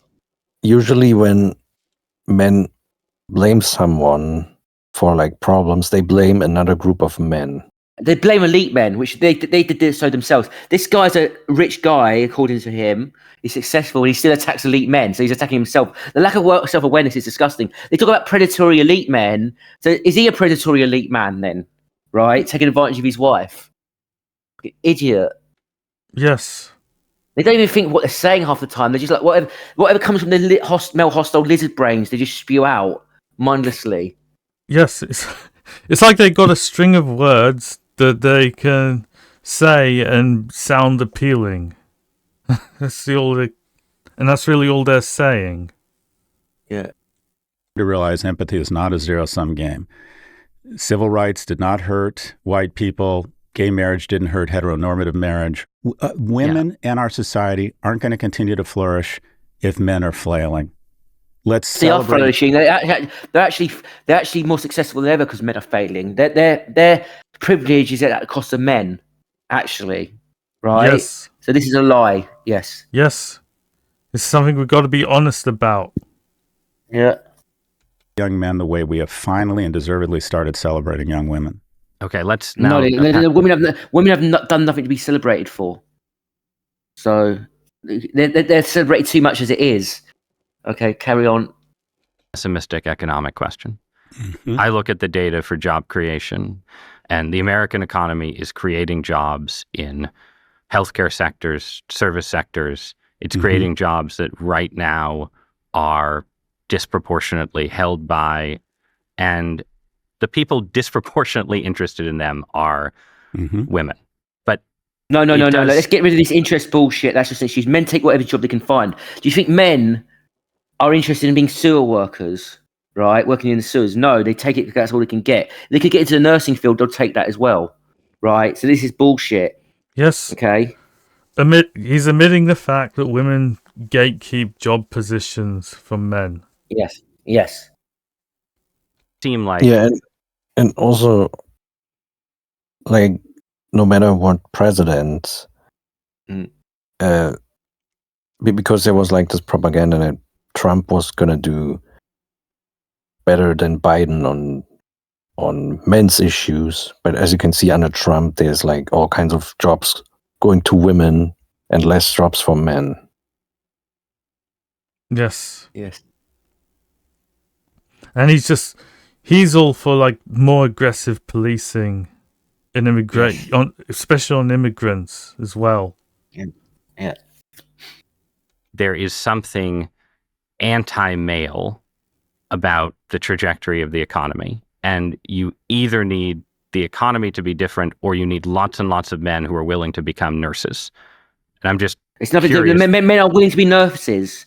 They are willing to be nurses. Men are not refusing these jobs. What the fuck are you on about? Either it's a low-paying job that they're pressured out of by their spouses because they can't attract a woman with it, or they get kept out of it. Yeah. Men, if women got access to the job market, there should be no excuse for hypergamy. Period. Right? It shouldn't matter what. If a man makes 8% of what a woman makes, that's good enough to pool resources with her. It's meant to be like a lifetime union, right? Get a house together or whatever, have a family together. A man doesn't need to earn more than a woman. Period. Yeah? They can pool resources. Okay, let's carry on. What you think about that as just sort of like where we're going. Whatever we do with mentorship or anything else, we're going to a world where the future of work is currently female coded. What do you do about that? This is the perfect pair for your iPhone. Another ad. And it replaces 3 different chargers. This is the Ridge Magnetic. Well, one, that's true. And some of that is, if women make better lawyers and doctors, then they deserve the economic accoutrements of that. Okay. See this piece of shit there. If women make better lawyers and doctors, go fuck yourself. In the UK, they funded female-only doctors. They pushed men out of the doctor field and had more women due to a feminist action. And the women were worse fucking doctors. They dropped out earlier. They retired more. They worked part-time more. And they specialised less. And it cost the UK health system billions. They're flying doctors from Pakistan as an emergency to keep the system running. Go fuck yourself, you pathological liar. Right? They deserve it. Right? Again, it's female feminist action, men being pushed out of the workplace. Go fuck yourself, you lying piece of shit. Yes. You lying piece of shit. Yes. Galloway's a There's no way that women make better. There's no way. there's no way that women make better lawyers or doctors than men. Not in a million fucking years, right? So when men outperform women, he doesn't say they deserve it, right? Okay, right? Okay. So, but fuck off. Right, carry on. Sorry. He says that this is then unfair advantage that men hold. Yes. If they outperform women. Yes. But if it's a feminist piece of shit. Yeah. And also on the lawyers, like I'm pretty sure there are all kinds of feminist lawyers. Yes. But I'm pretty sure if you studied it, men would be more productive as lawyers. Yes. A couple things. One, solutions. But the question is like, if men right now, if there's tremendous opportunities in nursing, right, and men, understood, for that, trucks and dolls reason you just described, aren't enthusiastic about nursing, what do we do about it? Yeah, but if men could get into it, they would get into it. What the fuck are you on about? Again, they're making it about men's personal hang-ups and men's personal choices. They're personalizing it. Yes. Right? To like, they're desystemizing the analysis. This is like really trite platitudes. It's not proper analysis. Yes. When you're depersonalizing it, you're protecting class interests of the ruling class. Yeah. Women are the ruling class. Yes. Yes. It's like capitalist analysis. It's like, oh, no, you're poor because you don't invest in stocks, you don't work hard enough, you don't make the right decisions. No, the workers are systematically oppressed by the billionaires and CEOs and the capitalist state. Yeah. Yeah, men are systematically oppressed. They can't just go and get these nursing jobs. Especially because it's female dominated and gate kept. Yes. There's been studies that show the more women enter the field, the more men get driven out. Yes. Like in teaching. Yes. This is Jordan Peterson says this sort of bullshit as well. He's another fake men's advocate. He's not even, I wouldn't even call him men's issues guy. I wouldn't even call him an advocate. He's another fake guy. Yes. So they're all like this. A fake and guru. he's meant to be a left-wing Democrat. He doesn't sound any different than Jordan Peterson on any of these issues. No. Or Andrew Yang. He says, oh yeah, it's great that women are out competing men in higher education and kicking their ass, which is just a lie. Yeah. I had to research Galloway and find out that he was a Democrat and called himself left. Yes. Or centrist. Yes. Because he just sounds like your typical Republican tradcon. Yes. Yes. Well, also, Galloway apparently is associated with the World Economic Forum, by the way. Yes. We'll get to that because he's going to talk about a subject that he's inconsistent on. That only could be due to his World Economic Forum support. Okay. Successful, it's somewhat degendering leadership roles in companies and recognize that women bring great attributes and leadership skills. Yeah. And we've seen the number. No, they don't. They run companies into the ground. Complete lie, right? Degendering leadership roles. Like leadership roles are gendered to the extent they're gendered because of due to female hypergamy. If you don't have status, success, leadership, you get deselected. Period. That's where that comes from. Yes. Of female C executives increased dramatically over the last 20 years. We need to degender some of the healthcare. And I don't know if that's a marketing campaign or what it is, but it's ridiculous that in any way... It's to stop women gatekeeping the fields and driving men out. That's what it is. It's not a marketing campaign. You can market for more male nurses, but if they gate kept out, they won't be able to enter the field. I won't be surprised that's going to happen in the future. They're going to have like more male nurses campaign. They're going to be gate kept out, and they're going to be gaslighted about it as well. Oh, you just don't want to enter. Blah, blah, blah, blah, blah.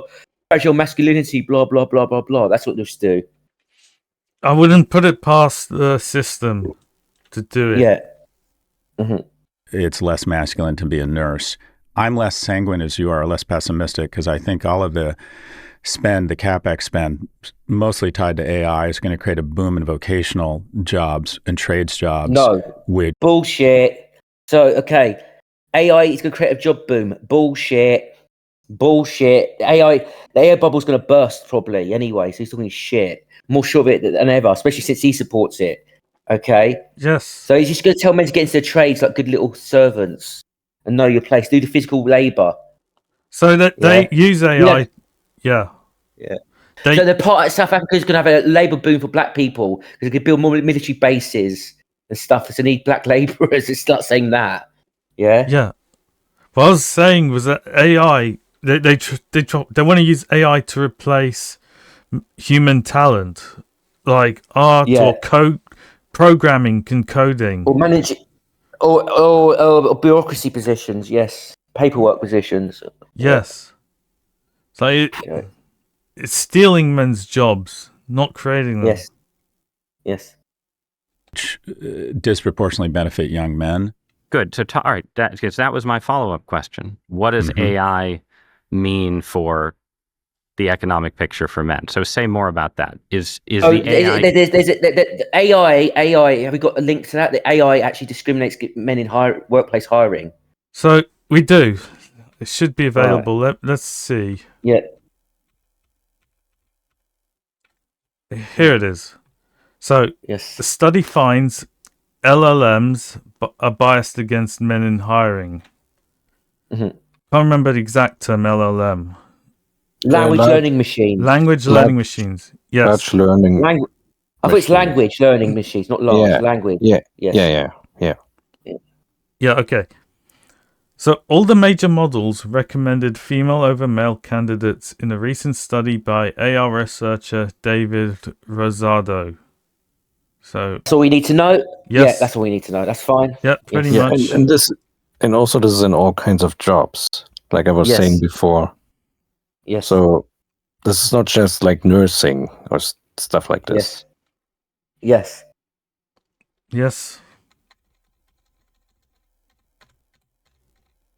So let's get back to this. Era good for young men? Well, okay, so I'm an AI optimist. I think all the catastrophizing about the job apocalypse is basically fundraising and techno-narcissism, that I've built something so incredible it's going to destroy the economy, so invest in this round and get rich while the world crumbles. It's total bullshit. I think like every technical innovation in history, it's going to have short-term job destruction, just as automation did destroy some jobs on the factory floor, but we didn't anticipate heated seats and car stereos, and now there's more people working in the automotive industry than pre-automation. I think AI is going to create more jobs than it destroys. A record number of new business permits were issued. I believe it's going to create more jobs but on the than it destroys. The kind of jobs, you talked about trades, right? So again, let's in a world where men do not yet all want to be nurses, is there something that this new economy offers it's got to do with men's choices. Men don't be fucking sewer workers, right? They don't be sewer workers. They don't want to work at McDonald's or Burger King. They work it because they have to. If that was an option available to them easily, they'll take it. This is victim blaming. Actually, I bet, yes. Actually, I bet lots of men would like to. Actually, a lot of men would love to be nurses because be around pretty women working as nurses. Let's be real there. There's men not against being nurses. They know it's just not open to them. Yeah. Yes. It's victim blaming against men for being unemployed. Yes. Wasn't being offered 5 years ago or 10 years ago. We're going to have tens of thousands of open jobs for just the anticipated nuclear power plants we need to build. We're going to need pipe fitters. I mean, we're going to spend more money building data centers next year than building office buildings. And we're going to need tradespeople there. I would say the biggest opportunity for a young man or woman right now is to go find a small business in trades, whether it's hanging curtains or installing soapstone marble, if you're good at the carpet cleaning, and find the local business. Just enter the trades, bro. This is like the manosphere advice. Don't get a college degree. It's a waste of time. Enter the trades, bro. This is like manosphere advice, basically. It's just gibberish. Yes. Yeah. In your area, and there's a very good chance it's being run by a baby boomer whose kids don't want to take over the business. What? There's going to be enormous opportunity in small businesses and trades jobs for all young people, but those businesses do disproportionately attract young men. So I think I'm actually quite optimistic. But there's a tension, right? Because clearly AI also feeds into everything that you started out in this conversation by describing, the way that, tech is addictive, immersive, it keeps you in your room, it feeds you slop, you scroll all the time, right? So it sounds like in your telling, AI is giving opportunities, but you still need a world where the young men can actually take them and not just be further captivated by their gambling app and streaming video and porn, right? So they're blaming porn and then blaming gambling and video games, basically. So it's just a non sequitur. So men face systematic discrimination, therefore blame these other things that have nothing to do with anything. And give us an excuse to go after men's comforts, like porn. Yes. And social media. Yes. Yes. So it's keep men further discriminated. Yes. Yeah, I mean, regardless of whether or not AI destroys more job than it creates, or vice versa, like this is more a complicated economic topic that is hotly debated. Yeah. But what cannot be denied is that AI is feminist biased. This is very obvious. So obviously, it's gonna gatekeep jobs away from men in a lot of ways. Yes. Pornography, whatever else AI generates. There's competing forces. If you're motivated, can get out of the house, have the discipline to develop a skill, I think the future actually looks pretty bright. Let's end with just get out of the house, bro. Just get out of the house, bro. Touch grass. Basically, touch grass. Just touch grass.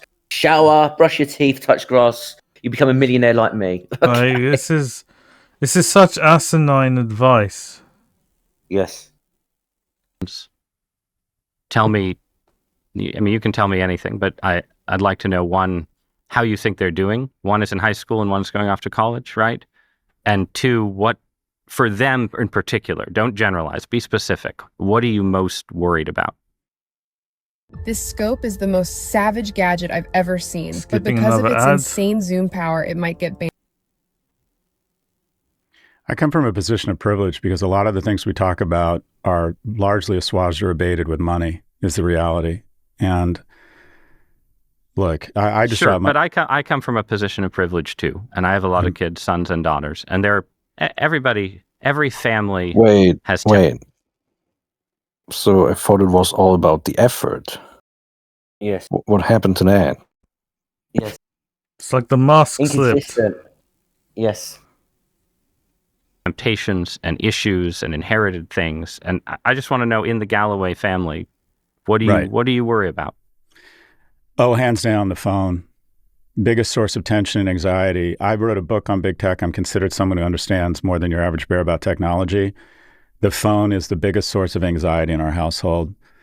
I joke, my youngest. How old is he?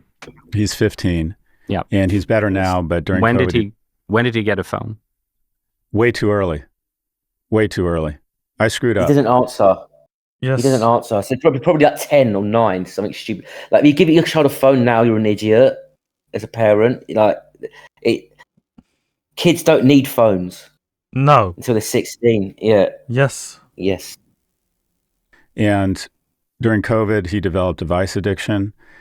And he's, sometimes, I won't say which son, but one of them would fake stomach problems to go in the bathroom to be on TikTok and lock the door. And I jokingly say I would bang on the door and say, start masturbating and get out of there. Look, very creepy. Yeah, that's very weird behavior. So basically, he comes across as a bit controlling as well. So the kids are going to be pushed back against it. But let's carry on. Because obsessing about, I'm just going to say, obsessing over other people's habits and wanting to control them, right? Men should do this, men should do that, men should be servants, men should perform, men should have surplus value, they should be addicted to this or that. It's high social dominance orientated behavior. It's a massive red flag. Yes. Yeah. Yes, I get these flags from Scott Galloway. Yes. As it makes me highly distrust him. Yes. The biggest challenge facing my kids is addiction from godlike technology that's tested 1 billion times a day, that has connected shareholder value to sequestering you from the key relationships in your life. The most encouraging thing, or one. Pete, pause. What? So social media sequestrates people from the key relationships in their lives? That's bullshit. So again, it's the fear monger. Oh no! Oh, you're just men are being alone because they're on social media all the time. Bullshit. It's just a lie. It's just a lie. Yes. So it's a distraction. Yes. One of the most encouraging things just happened to me. I just took my kid to orientation at UVA. I dropped him at his dorm. He hugged me, shoved me out of the door, and I realized that I had achieved what I'm supposed to achieve, and that is I am now obsolete. For now. for now.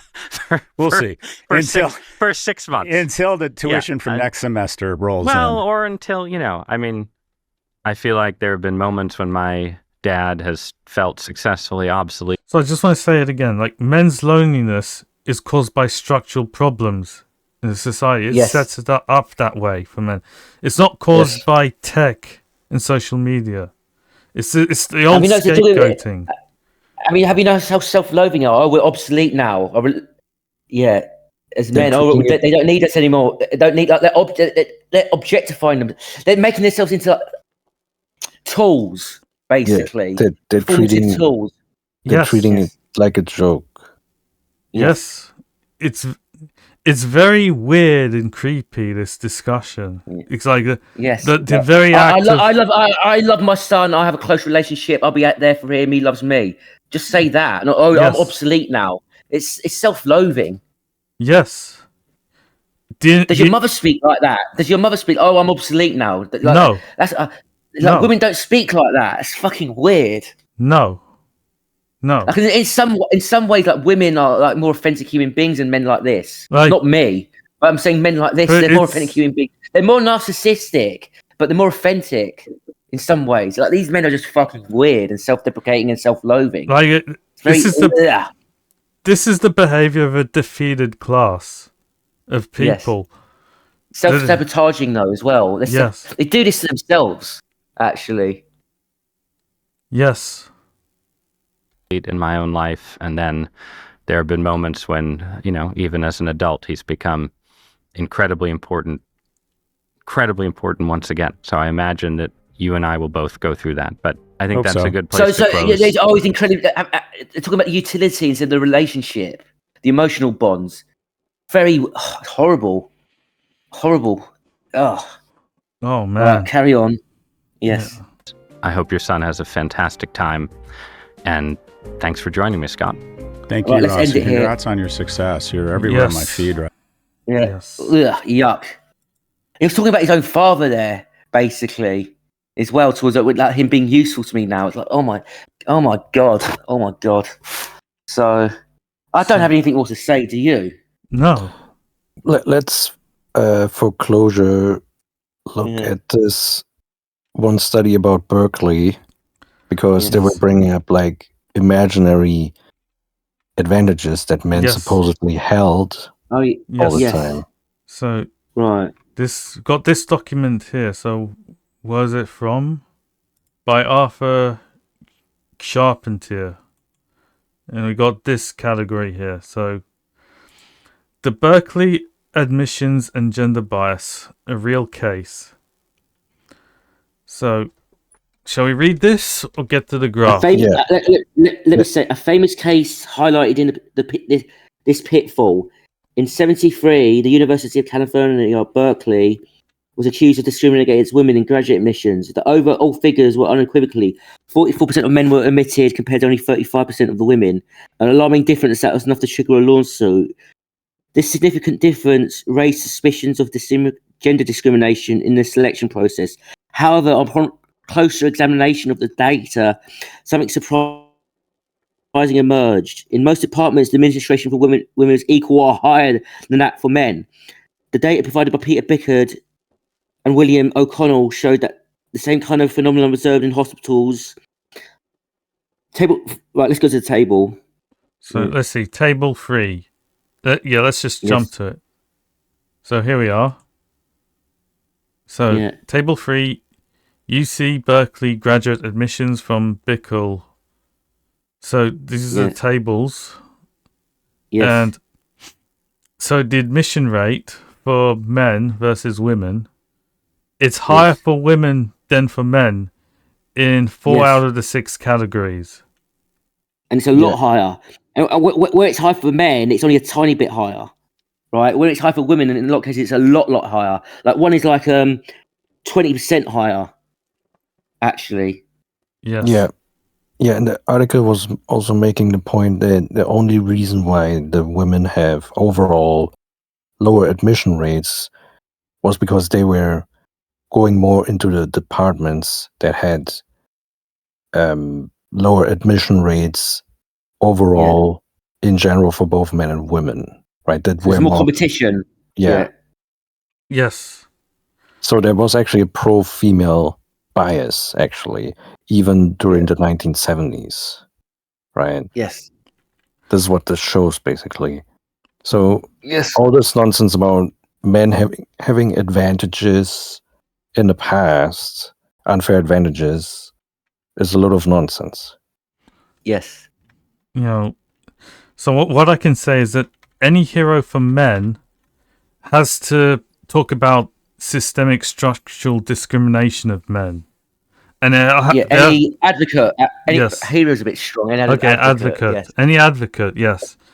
And yes. any advocate for men must also just dispel the feminist lies about male power and control. It's like they're like just conspiracy theorists type thinking. The men control. They're oppressive. They're predatory. They're ugly. Yes. Yes.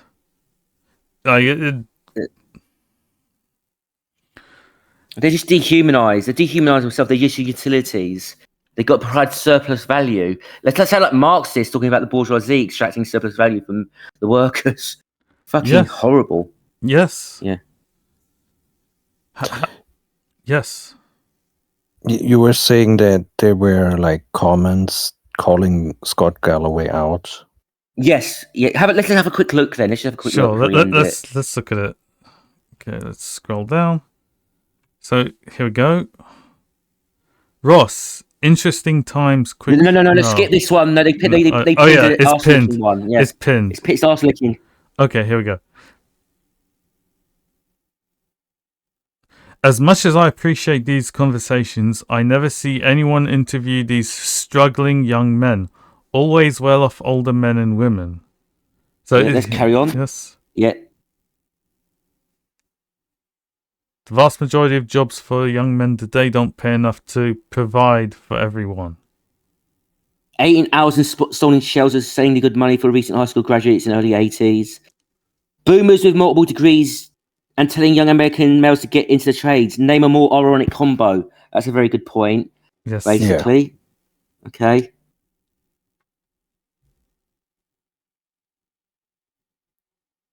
This is a shitty gender neutral comment. Yes. 18 hours to install shelves, and it was great in the 70s. Beside the draft, they really did live in easy mode, right? It never ceases to amaze me how much they pontificate about young men, yet never interview them. We only get at best watched up boomers of Gen Xer, never a man who grew up in the current world. Yes. Okay. I'm so happy Ross interviewed a young man with first-hand experience about the struggles of modern males and not an ultra-rich boomer. That's sarcasm. Obviously. Yes. I think Galloway simply dances around the elephant in the room that is America's version of unfettered capitalism that's dominated by ruthless, unscrupulous, and arguably sociopathic, hyper-rich men. So that's blaming elite men again. It's women who dominate capitalism. These men have created an environment that features relentless pressure to essentially compete in only the narratives of scope for every winner who takes all leaves countless necessary losers. So it's degendered comment as well. Yes. Being a good man isn't about achievement, it's about moral character. Society has quickly forgotten about the meaning behind all sorts of folk characters and favour materialistic lies. It's not a lie. Women like men with money, so... Yeah.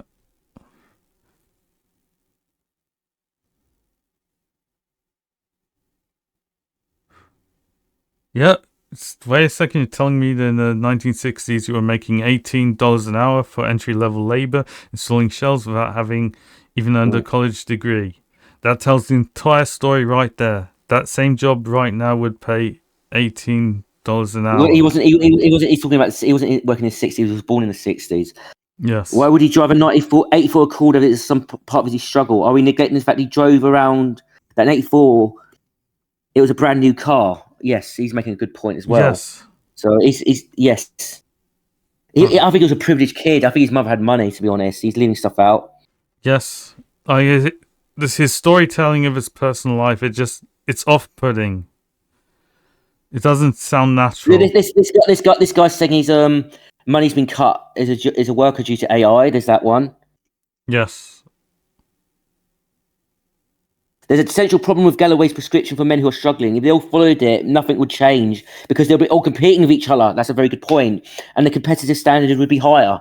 So yeah, it's like capitalists telling like workers, don't form unions, don't do collective bargaining, just work harder. Yes, it's like saying that. Yes.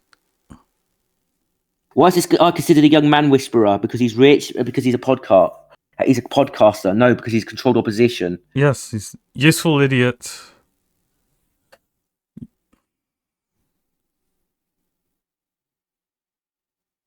Yeah, so I think we've looked at enough comments, and they're not supportive of him for the most part. Yeah. It does warm my heart to see like a lot of the audience does push back against him. Yeah, they can tell, they can smell the bullshit. Yes, basically. Okay, I think we've covered everything now. I want to end. Yes, this guy's driving me crazy. Like, I can't believe this Scott Galloway. How can he be considered a male advocate? I can believe it. Basically, I can. He's controlled opposition. He's been astroturfed and hand selected. He's got connections with the Democratic Party and the World Economic Forum. He's controlled opposition. Yes, I believe it. Yes. Yeah. Yeah. Okay. So let's just stop it here then. Yeah. Bye. Yeah. This is ProMail Podcast episode 10. Thank you all for listening. So see you all next time. Over and out.